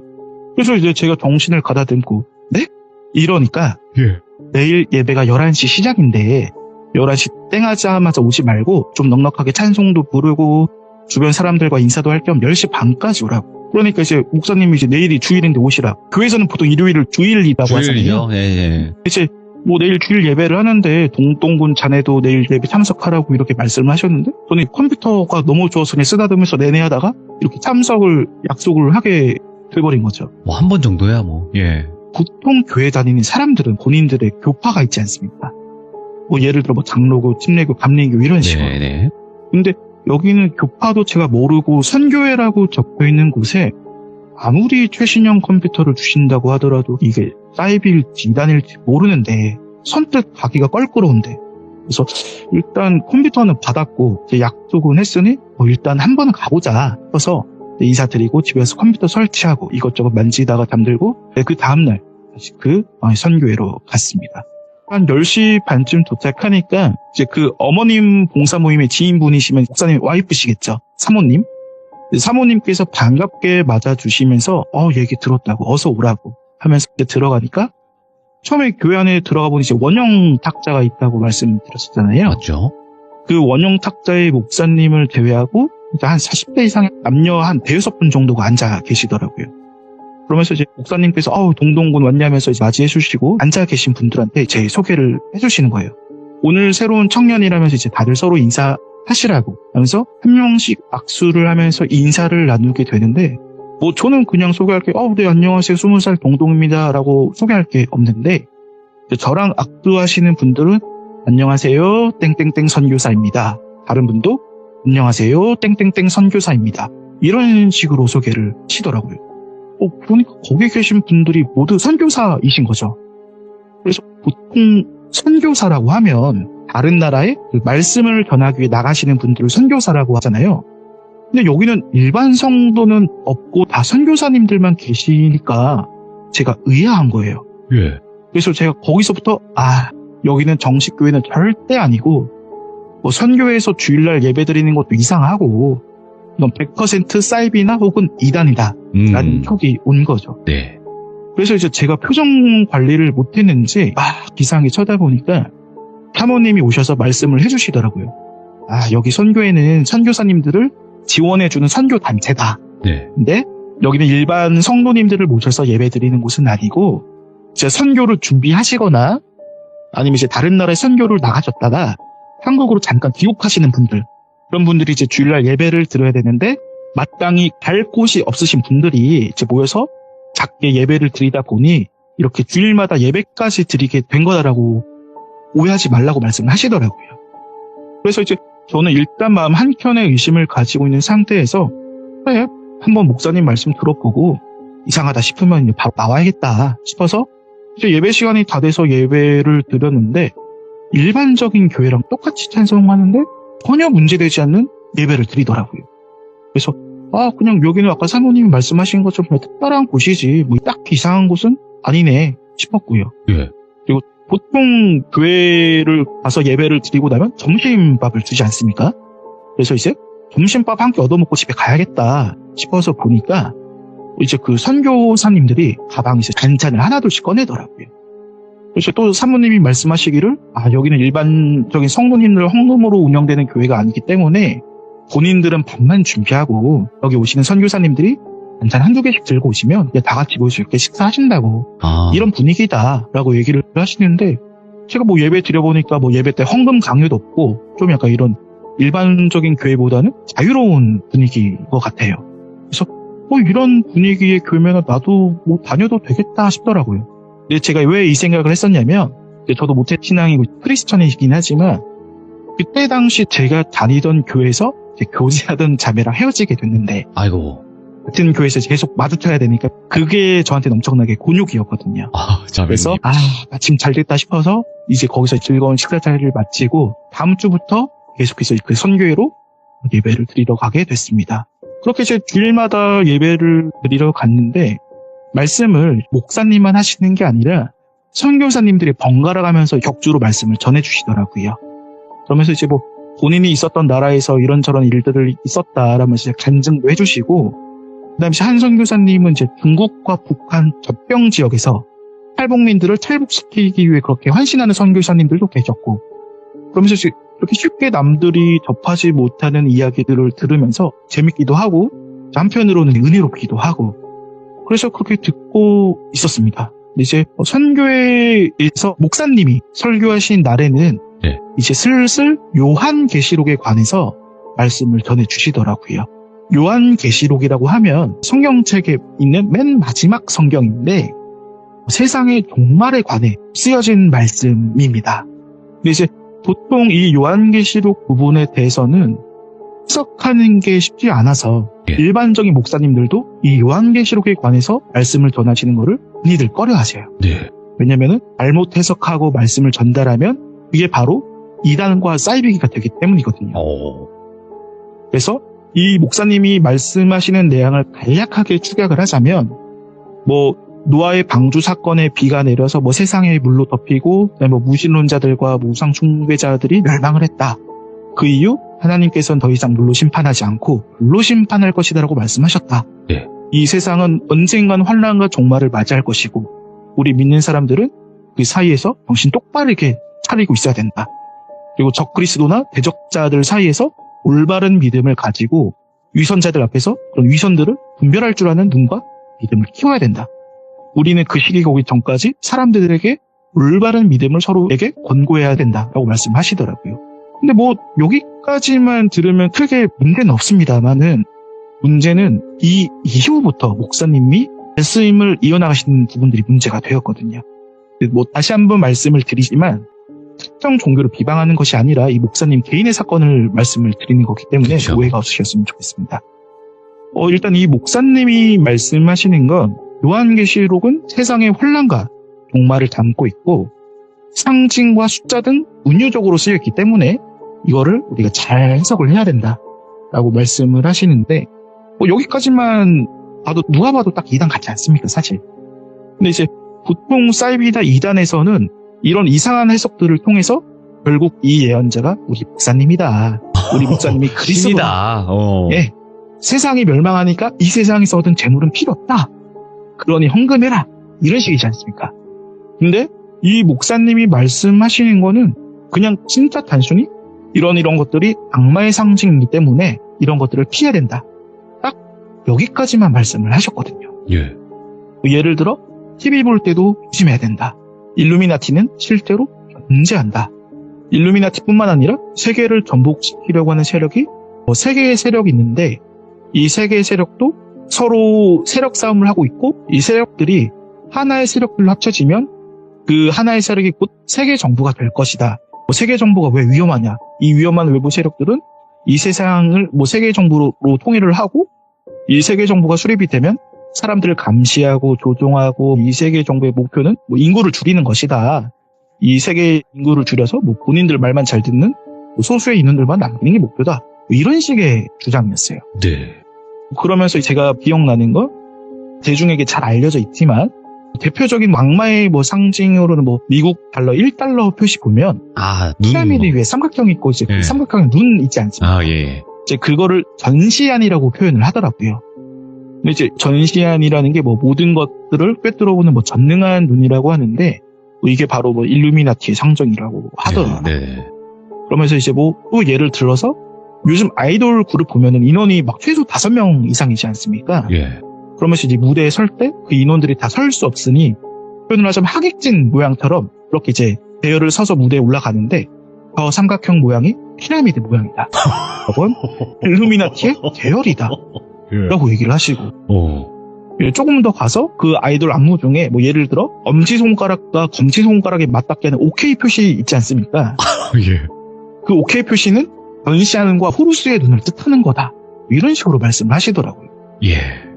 그래서 싶었는데 계속 말씀하신 게 겨울철이 되어서 독감 예방 주사를 맞으려고 하니까 그것도 맞지 말래요. 이유는 백신 안에 사람을 감시하는 그런 베리칩을 심어 놓을 수가 있고 예. 베리칩이 없다 하더라도 무슨 연구 자료를 보니 백신을 맞기 전후 통계치가 보면은 백신을 맞기 시작한 연도 이후부터 자폐증 증상이 확 증가를 했대요. 네. 그렇게 해서 이제 인구수를 줄이려고 한다. 이런 식으로 얘기를 계속 치더라고요. 당연하게 이쯤 되면 목사님이 정상이 아니란 것을 알게 됩니다. 근데 이제 중요한 건 이 목사님 부인 되시는 사모님이 이제 목사님께서 이런 말씀 하실 때마다 저 양반 또 시작이네라는 그런 눈빛으로 목사님 말씀하실 때마다 말을 자르셨어요. 예. 그러면서 이제 사모님이 저한테 동동군 미안해. 그냥 한 귀로 듣고 한 귀로 흘려. 목사님이 나쁜 사람은 아니야. 라고 하셨고요. 근데 계속 듣다 보니 매주 주일마다 갈 때마다 목사님께서 점점 이런 이야기하는 것들이 심해지는 것 같으셔서 저는 이제 그 교회를 더 이상 나가면 안 되겠다라는 생각이 들어서 그 선교회를 안 가기 시작했어요. 이제 그러다 보니 자연스럽게 목사님한테 연락 오면 원래 제가 이제 기존에 다니던 교회를 다시 다니기 시작했다. 어차피 같은 하나님 믿는 것 아니냐. 가끔 이제 인사하고 들리겠다. 이렇게 좋게 말씀드리면서 이제 인연을 끊으려고 했죠. 그렇게 몇 번 더 연락 오는 거 이제 좋게 거절하면서 연락을 안 드리니까 자연스럽게 저한테도 연락이 오지 않았는데 근데 이제 저희 어머니하고 사모님은 서로 지인 사이잖아요. 네. 그러면서 제가 군대를 입대할 시기가 됐는데 제가 11년도 10월 말 군번이거든요. 네. 근데 입대 한 달 전에 그 목사님한테 연락이 온 거예요. 그러면서 이제 목사님이 말씀하시기를 지금 군대 가지 말고 미루지? 라고 하시더라고요. 근데 지금은 그렇지 않지만 그때까지만 하더라도 군대를 가고 싶어도 입영하려고 하는 사람들이 많아서 계속 다 밀리는 시기였거든요. 2010년도 초반이 제가 사신병이라는 특수보직을 지원해서 가는 거라 예. 그때 입대하지 못하면 또 얼마나 뒤로 밀릴지 모르는 상황이기 때문에 목사님 뭐 때문에 그러시냐, 이미 입영 날짜가 나와서 뒤로 미루기 힘들다라고 말씀을 드리니까 목사님께서 하시는 말씀이 북쪽에 있는 그 지도자 그분 계시잖아요. 그 사람 곧 죽는다고. 너 입대하고 나서 그 사람 죽으면 전쟁 나거나 너 고생할 건데 그래도 너 지금 가야겠냐? 라고 하시더라고요. 예? 그래서 이제 저는 이 목사님 또 시장이네 싶어가지고 그냥 네, 저는 잘 다녀오겠습니다. 응원해 주십시오. 하고 이제 전화를 끊고 입대를 합니다. 근데 아까도 제가 말씀드렸다시피 저는 2011년도 10월 말 군번이거든요. 예. 그리고 나서 제가 훈련소에 있을 때 실제로 북쪽에 있는 그분은 사망하게 됩니다. 예. 그래서 저는 훈련소에서 이 소식을 듣고 목사님이 이런 말씀을 안 해주셨어도 남북 분단이 되어 있는 우리나라 상태에서 그분의 사망은 정말 큰 이슈 아닙니까? 그럼요. 그래서 와 이거 진짜 전쟁 나는 거 아니야? 싶기도 하고 그다음에 목사님이 이 부분에 대해서 예언 아닌 예언을 하셨으니까 그래서 저는 정말 놀라면서도 무섭더라고요. 근데 이제 이때 당시 경계태세만 며칠 유지되고 문제없이 지나갔습니다. 그러고 나서 이제 군 생활이 흐르게 되고 자연스럽게 이제 제대를 했는데 이제 제대하고 나서 얼마 지나지 않아서 이 목사님한테 또 연락이 오더라고요. 예. 제대했냐고 축하한다고. 동동은 다시 복학하지? 그래서 네 목사님 맞습니다. 제대했습니다. 연락드렸어야 됐는데 이렇게 말씀드리니까 예. 목사님께서 복학할 때쯤 다시 컴퓨터를 맞춰주신다고 하시는 거예요. 네. 예전에 군대 가기 전에 처음 대학교 입학해서 컴퓨터를 맞춰주고 난 지 한 3년 정도가 지났으니 컴퓨터 업그레이드를 더 해주신다고. 근데 이제 저는 또 고민이 됐죠. 그럼요. 또 이 목사님한테 컴퓨터를 얻게 되면 또 만나서 이상한 이야기를 할 텐데 이걸 받아야 되나 말아야 되나 싶었는데 결국 저는 자본에 패배하게 되어서 목사님에게 컴퓨터를 받으러 가게 됩니다. 자본, 네. 그러고 나서 오랜만에 목사님을 찾아뵈러 가기도 하고 이제 컴퓨터를 주신다고 하시니까 비싼 건 아니지만 비타민 음료 3박스를 사들고 오랜만에 이제 그 선교회를 찾아갔습니다. 그 선교회를 가서 오늘 똑똑 두드리자 목사님이 나오셨고 환하게 웃어주시면서 동동군 왔어? 하다가 제 옷을 보더니 표정이 안 좋아지기 시작하더라고요. 그러면서 저는 목사님 표정이 이상해서 목사님 안녕하세요? 라고 하니까 목사님이 갑자기 야! 뭐야! 라고 소리를 치시더라고요. 예. 저는 화들짝 놀라서 손에 들고 있는 비타민 음료수 박스를 떨어뜨리고 정말 놀랐어요. 그래서 목사님 왜 그러세요? 라고 했는데 이제 목사님이 선교회 안으로 다시 들어가더니 뭔가 우당탕 소리가 들리면서 막 그 선교 안에 있는 방문들을 다 잠그시더라고요. 예. 그러면서 이제 막 여기저기 전하는 목소리도 들리고 저는 뭐지? 이게 뭔 상황이지? 나 뭐 잘못했나? 나 가야 하나? 싶어서 거기서 한 3분 정도를 서성이면서 뭐지? 나 가야 되나? 실수했나? 이러고 있었는데 예. 목사님이 이제 문을 벌컥 여시더라고요. 그러면서 이제 목사님이 평소에는 저한테 동동군 이렇게 표현을 하시는데 저한테 대뜸 너 뭐야? 너 여기 왜 왔어? 라고 하시더라고요. 뭐야? 그래서 저는 목사님한테 네? 목사님이 컴퓨터 주신다고 오시라면서요? 근데 갑자기 무슨 일 있으세요? 라고 하니까 제 눈을 빤히 살펴보면서 저한테 대뜸 이유를 설명하래요. 그래서 목사님 대체 무슨 이유를 설명을 합니까? 왜 그러세요? 목사님 저 무서워요. 그러니까 제 옷을 가리키면서 이 옷 뭐냐고. 근데 그때 당시 제가 입고 있었던 티셔츠가 뭐냐면 브랜드 옷도 아니고 일반 보세 옷인데 옷에 그림이 그려져 있었는데 책 한 권이 있고 그 책 안에 프랑켄슈타인 아시죠? 프랑켄슈타인 캐릭터가 그려져 있고 숫자로 1818이라고 적혀 있었어요. 1818, 예. 네. 나중에 집에 가서 검색해보니까 프랑켄슈타인이라는 소설책이 1818년도에 출시됐다고 하더라고요. 예. 그래서 그냥 그거에 관련된 옷이겠죠. 근데 이제 목사님이랑 대화할 당시에는 이걸 모르니까 제가 목사님한테 그냥 캐릭터겠죠. 왜요 목사님? 하니까 목사님께서 하시는 말씀이 프랑켄슈타인은 인조인간이다. 사람이 사람을 만드는 것은 신의 율법에 어긋난 대표적인 사탄의 행위이고 더군다나 적혀 있는 1818이 문제라고 하더라고요. 예. 이제 1818이라는 숫자가 왜 문제가 되냐면 6 더하기 6 더하기 6은 18입니다. 예. 이제 이 666은 사탄을 뜻하는 숫자인데 1818이라는 숫자가 2번이 반복이 되고 그 다음에 또 1 더하기 8 더하기 1 더하기 8은 또 18이라는 숫자가 나와요. 예. 그러면은 666 사탄을 뜻하는 그 18이라는 숫자가 3번이나 반복이 되는 거고 이 3번이나 반복이 되는 거는 피라미드를 형성한 대칭된 완벽한 악마의 숫자다. 뭐 이런 식으로 얘기를 하시더라고요. 아, 돌아버리겠네요, 진짜로. 신의 율법을 어긋나는 인조인간을 뜻하는 캐릭터와 네. 악마의 숫자가 범벅되어 있는 옷을 입고 공교롭게도 너는 나를 만나러 왔다. 이게 과연 우연이라고 생각을 하냐? 라고 얘기를 하시더라고요. 예. 그러면서 너는 분명 어떠한 집단이나 누구의 사주로 나에게 의도적으로 접근한 것이다. 라고 말씀을 하시더라고요. 근데 이제 저는 평소에 이 목사님이 그런 음모론에 심취하신 목사님이겠거니 그럴 수도 있지. 그냥 그 정도로 치부를 했었는데 오랜만에 만나 뵙고 저한테 갑자기 이러시니까 아, 이게 뭐지? 이게 뭐지? 나 지금 어떻게 행동해야 되지? 싶더라고요. 그래서 일단 저는 목사님한테 아니 목사님 제가 먼저 연락드린 것도 아니고 목사님이 컴퓨터 주신다고 저를 부르신 거 아니냐. 그리고 저는 뭐 그런 상징들이나 이런 것들도 잘 알지 못합니다.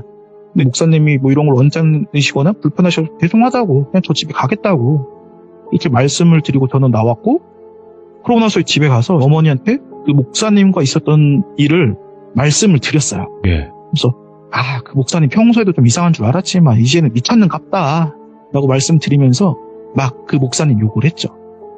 그러니까 이제 어머니도 그 얘기를 듣고 사모님한테 전화를 했나 봐요. 그러니까 이제 어머니랑 그 사모님이랑 전화를 하더니 저보고 사모님이 저를 바꿔달라고 해서 전화를 받았는데 제가 이제 전화를 받으면서 네 사모님 하니까 사모님께서는 동동군 미안해. 우리 목사님이 요즘 점점 심해지셔.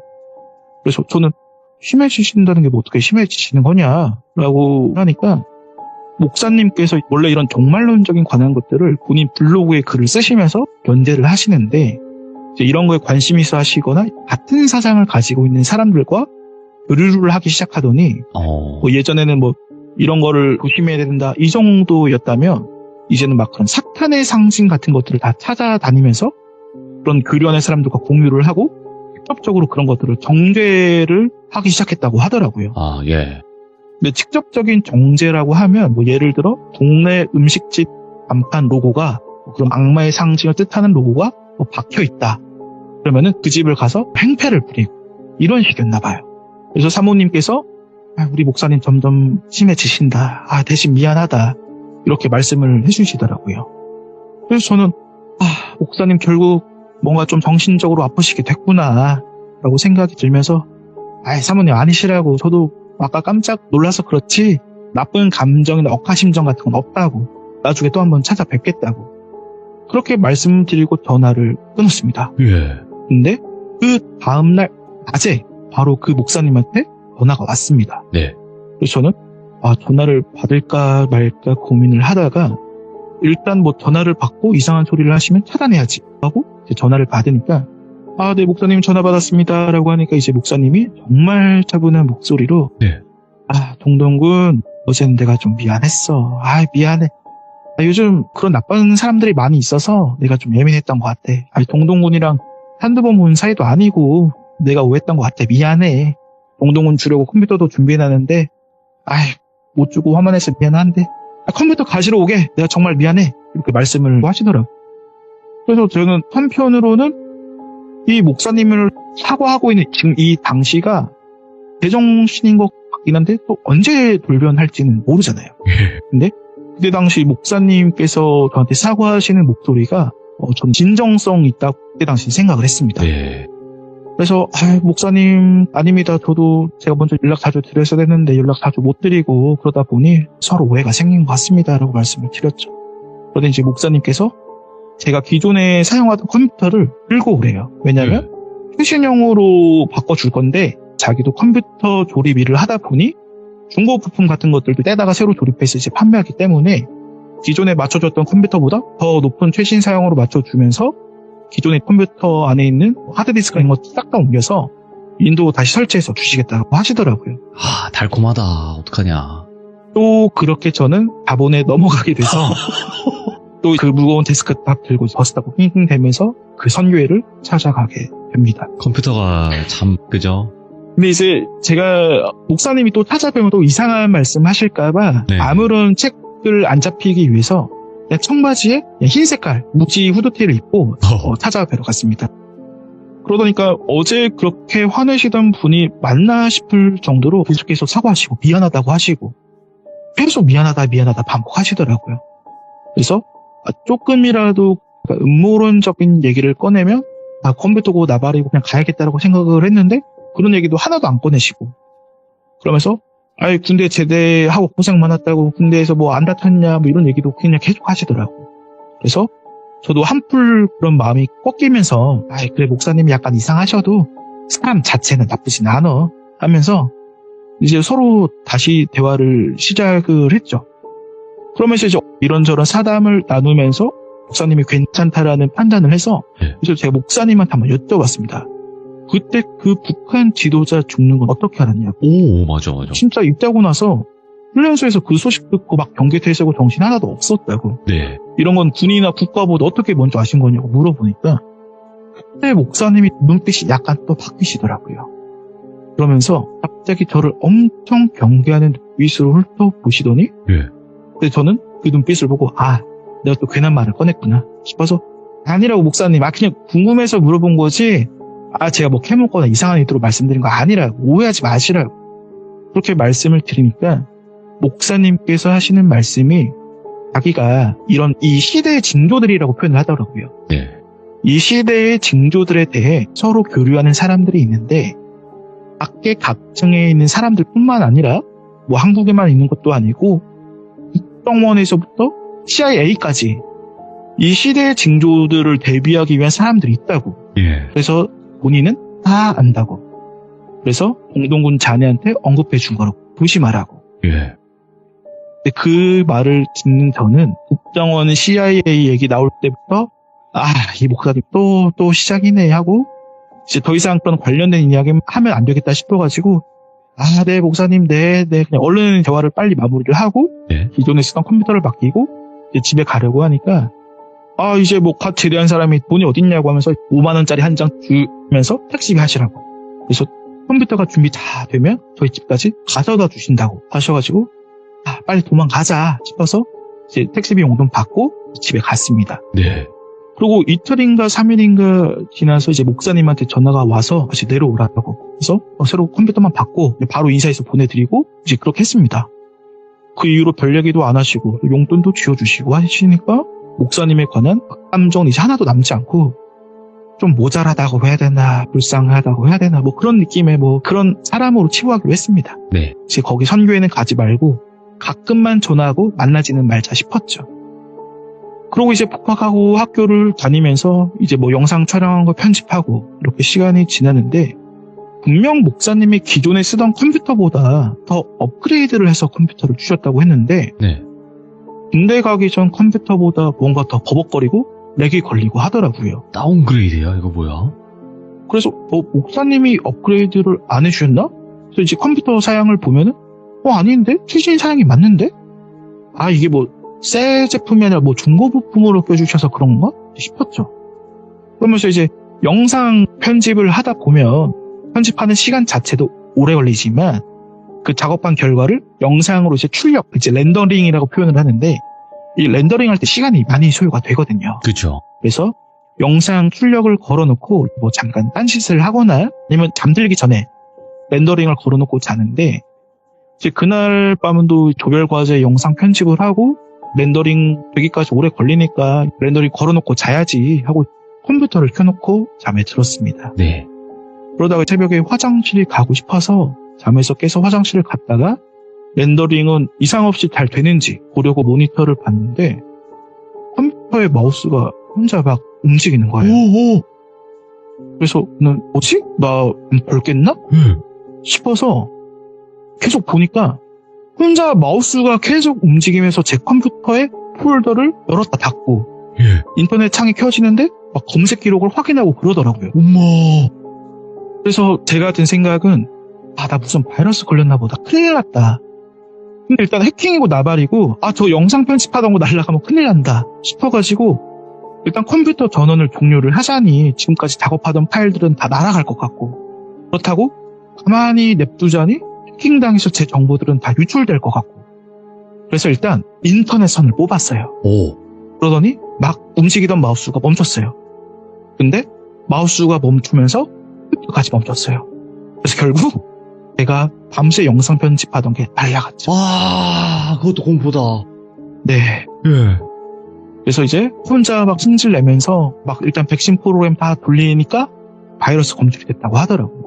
그래서 치료하기 버튼 누르고 일단 영상 편집하던 게 다 날아갔으니 다시 편집을 해야 되지 않습니까? 예. 그래서 밤을 홀딱 새면서 편집을 하고 비몽사몽하면서 이제 학교를 가려고 버스 정류장에서 기다리고 있는데 네. 그 목사님한테 전화가 오더라고요. 전화를 받으니까 동동군 잘 지내는가 하시더라고요. 근데 제가 이렇게 주요 사건들만 나열해서 말씀을 드리니까 이제 뭔가 이 컴퓨터 해킹과 목사님이 관련 있겠거니 라고 귀족님들은 생각을 하실 건데 예. 저는 그때 당시 그런 생각이 전혀 나지 않았어요. 그럴 수 있어요. 예. 네. 그래서 이 우연을 겹쳐서 생각을 할 수가 없었거든요. 근데 이제 목사님이 전화가 오셨으니까 그래서 네, 목사님 뭐 말씀하세요 하니까 이제 본인 운영하는 선교회에 가끔 사람들 모아놓고 교육도 하고 말씀도 하시는데 음향시설에 뭐 이제 마이크가 소리가 안 된다. 동동군 자네가 방송 쪽을 아니까 그 마이크랑 음향 콘솔 좀 만져주면 안 되겠냐라고 하시더라고요. 예. 근데 해킹 사건과 갑자기 그 다음날 목사님이 이렇게 연락하는 게 우연인가 싶으면서도 좀 아무래도 찝찝하고 이상한 생각이 들어서 그 다음에 목사님하고 엮이고 싶지도 않고 그래서 목사님 제가 학교도 가야 되고 끝나고 알바도 가야 돼서 들리긴 좀 힘들 것 같습니다 라고 말씀을 드리니까 목사님이 치사하게도 컴퓨터 이야기를 꺼내더라고요. 아니 동동군 내가 자네 생각해서 컴퓨터도 고사양으로 맞춰주고 용돈도 주고 했는데 이거 부탁 하나 들어주지 못하냐고. 근데 저는 그래도 학교 수업까지 빼고 가는 건 좀 그렇고 예. 알바도 갑자기 빠진다고 하면 제가 뭐가 됩니까? 아니 그러면 뭐 공강이 있는 날짜나 알바 없는 날 시간 확인하고 연락드리겠다라고 하니까 목사님께서 알바비 일당 얼마냐고 본인이 꼭 챙겨줄 테니까 뭐라고 내일 당장 강의를 해야 되는데 이거 음향 해결 안 되면 안 된다고 꼭 좀 부탁한다고 그렇게까지 말씀을 하시니까 저는 이제 자본의 노예거든요. 그래서 일당도 챙겨주신다고 하고 예. 그러니까 이제 딱 음향만 해결해주고 나와야겠다 네. 싶어서 학교 수업 마치고 이제 알바는 대타 구해놓고 예. 그래서 저는 그 선교회를 갔습니다. 또 가네. 예. 네. 예. 그리고 목사님한테 인사를 드리고 바로 이제 따로 사담 같은 건 나누지도 않고 네. 그냥 진짜 일만 빨리 해결하자는 마인드로 목사님 뭐 음향 뭐가 문제예요? 여쭤보고 이제 음향 콘솔 쪽 보니까 이제 뭐 쉽게 표현을 하자면 마이크 소리가 들어오고 나가는 단자가 따로따로 있는데 네. 이게 서로 거꾸로 꽂혀 있더라고요.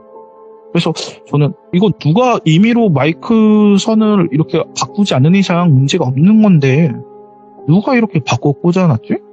그리고 목사님이 컴퓨터도 직접 조립하실 줄 아시는 분이라면 이런 간단한 문제도 해결을 못하나?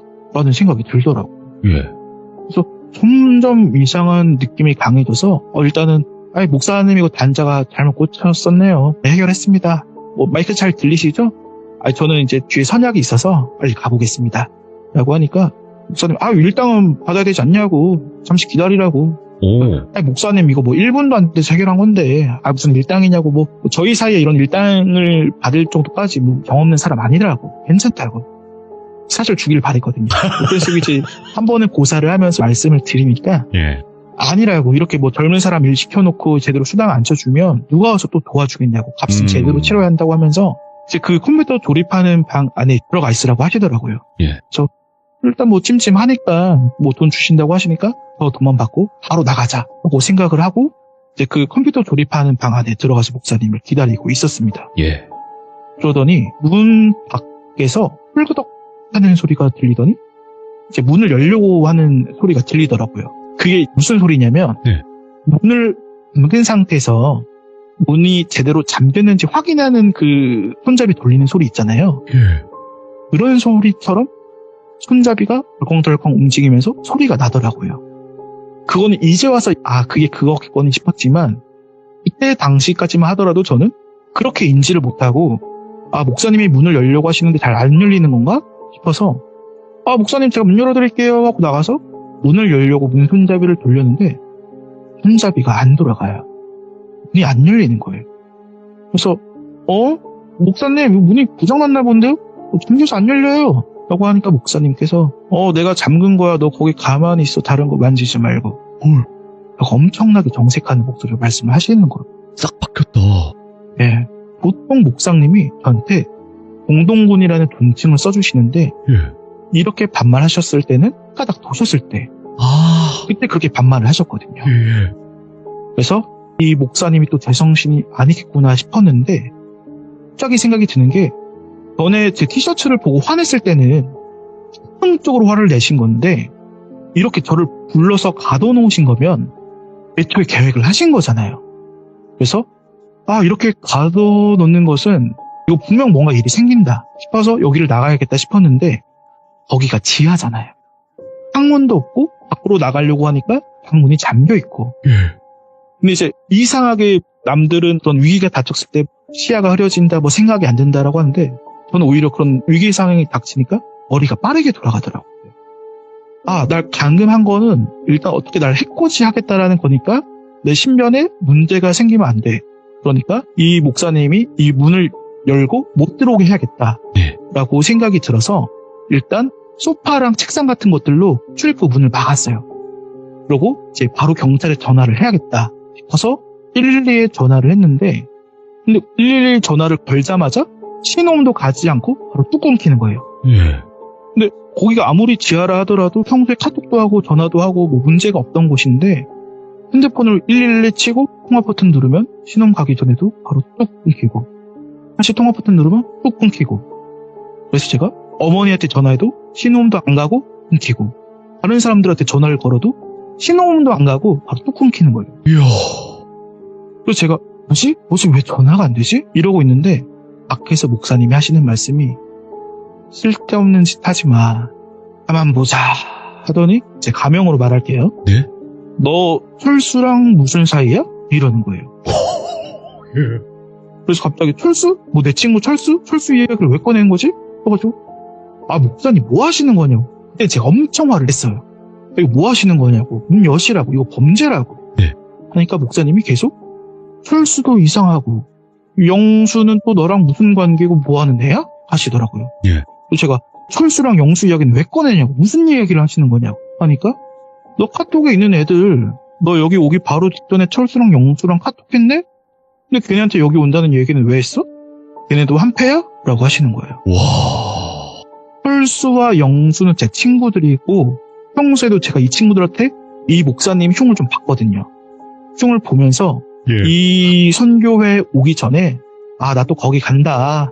이상한 목사한테 또 붙들려서 간다. 알바비 벌고 올게. 이렇게 얘기를 했는데 그 대화를 읽은 것처럼 목사님이 얘기를 하시더라고요. 예. 그래서 제가 놀래가지고 제 폰을 열어보니까 제가 그 친구들하고 대화하는 카톡창이 열려있고 손으로 스크롤을 내리듯이 그 카톡창이 계속 움직이는 거예요. 그래서 컴퓨터 해킹한 게 목사님이고 지금 내 핸드폰도 지금 목사님이 뭔가 했구나 와.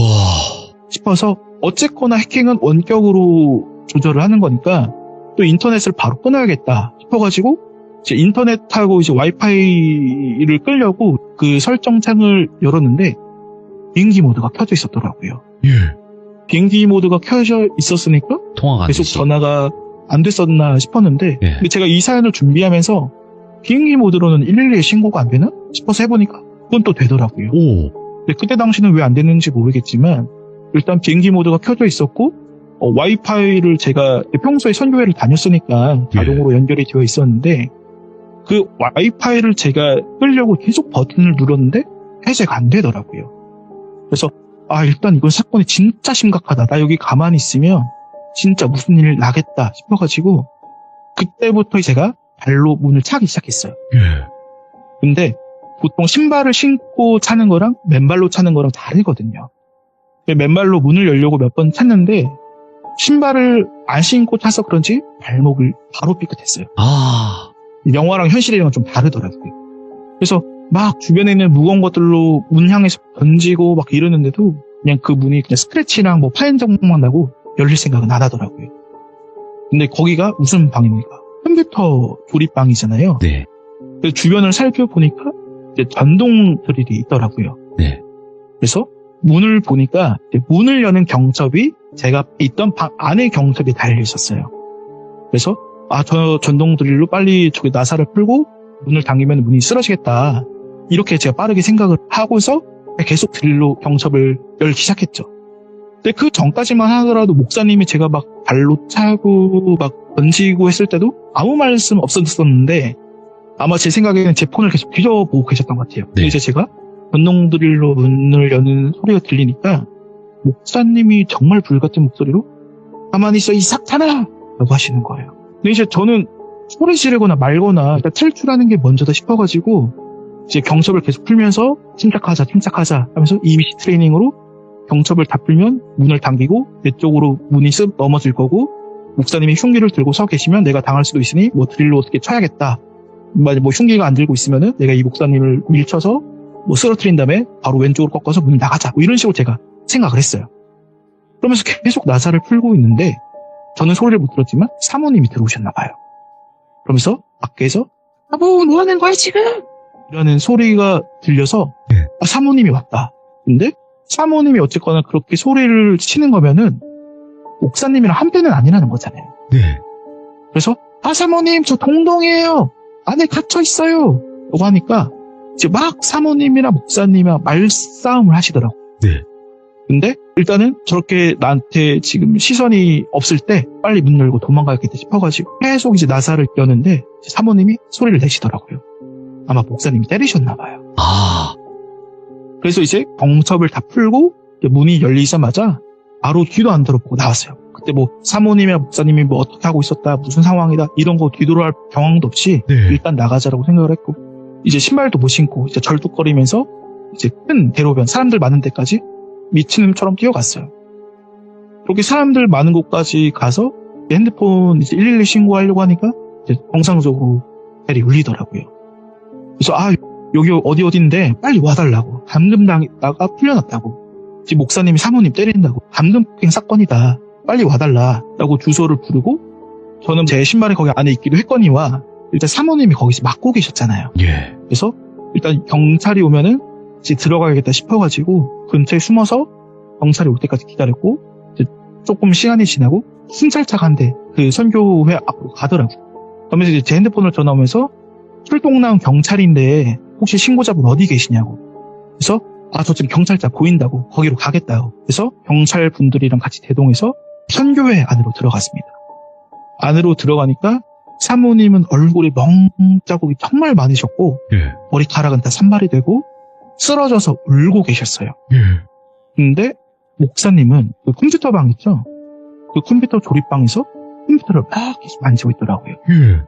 그러면서 이제 경찰들이 오면서 이제 폭행 당한 사람으로 보이는 사람이 쓰러져 있으니까 일단 사모님부터 챙기시고 일단 목사님한테 지금 어떤 상황이냐 나와서 조사 받으시라고 네. 하는데 목사님이 정말 차분하게 아무 일 없었다라는 느낌처럼 알겠다고 경찰서 가시자고 예. 하면서 사모님은 병원으로 가시고 목사님은 경찰서에 동행을 하셨어요.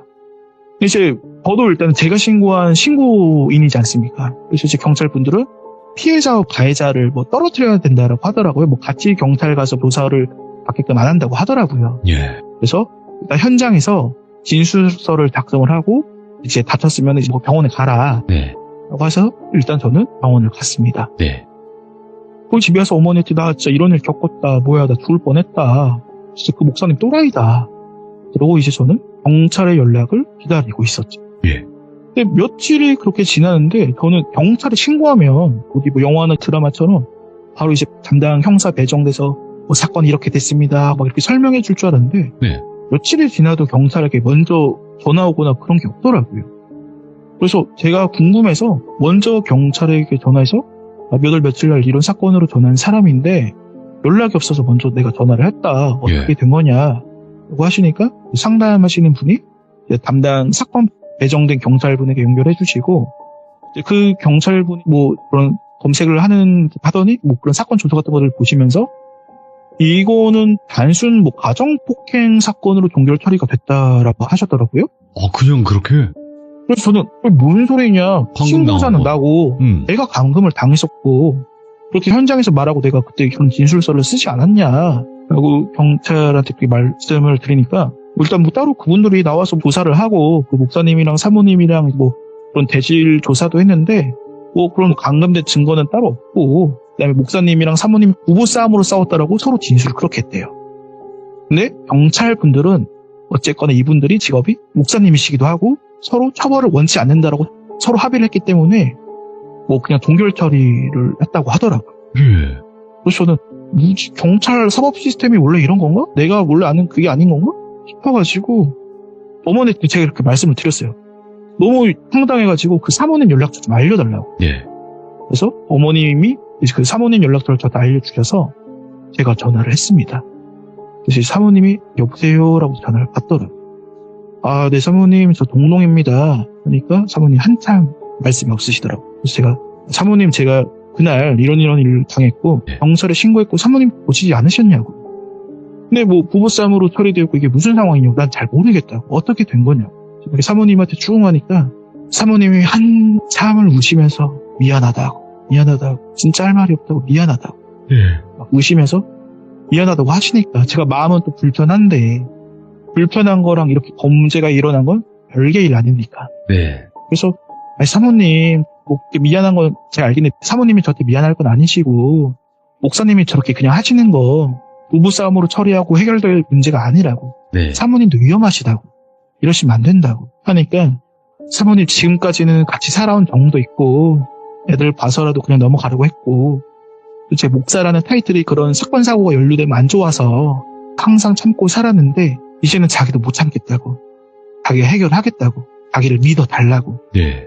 그래서 정말 저한테는 미안하지만 이번 일은 그냥 넘어가달라고 자기가 해결할 테니까 꼭 좀 믿어달라고 부탁을 하시더라고요. 그래서 저도 그동안 봐왔던 세월도 있고 사모님이 그렇게 간곡하게 부탁을 하시니 알겠다. 대신 목사님이 저한테 연락 오거나 찾아오거나 그런 일련의 아무런 일도 없게 해달라고 네. 말씀을 드렸어요. 그러나서 제가 그때 이후부터 정말 을림병이 생겨서 제가 돈도 없어가지고 막 그렇게 썼는데 데이터도 무제한을 쓰고 낯선 곳에서 와이파이도 안 잡고 예. 컴퓨터에 보안 백신 막 설치해놓고 이러고 살았거든요. 예. 그러고 나서 정말 나중에 이제 정말 몇 년 뒤에요. 이건 후일담인데 예. 어머니랑 이제 사모님이 오랜만에 연락을 해서 이런저런 이야기를 나누다가 알게 된 사실이 목사님이 저뿐만 아니라 주변 지인들과 본인 이제 자제분들도 계셨거든요. 네. 자제분들한테도 똑같이 이렇게 의심하고 행동을 하면서 점점 이상한 모습을 보였는데 이제는 사모님한테 직접적인 폭행도 가하시고 자녀분들에게도 폭행을 가하시고 이러면서 결국에는 주변 사람들에게 그렇게 좀 약간 폭력성을 띄우셔서 이제 사모님께서 목사님을 신고를 해서 이제 정신병원에 입원시켰다고 어머니한테 야. 말씀을 전달을 받았습니다. 그래서 이제 저는 뭐 네. 정신병원을 탈출하지 않는 이상 저에게 뭐 해코지하거나 뭐 이런 일들이 더 이상 일어나지 않겠지라고 애써 위안을 하면서 이렇게 있었던 일을 들고 나오게 됐습니다. 야, 근데 진짜 잠깐만. 와, 너무 이야기 재밌게 잘하시네요. 섬뜩하지만 굉장히 이야기를 재밌게 잘하시네요. 아이, 감사합니다. 이거는 진짜 동동님의 장점이에요. 이거 동동님만 아이, 스타일이 감사합니다. 확고하시네.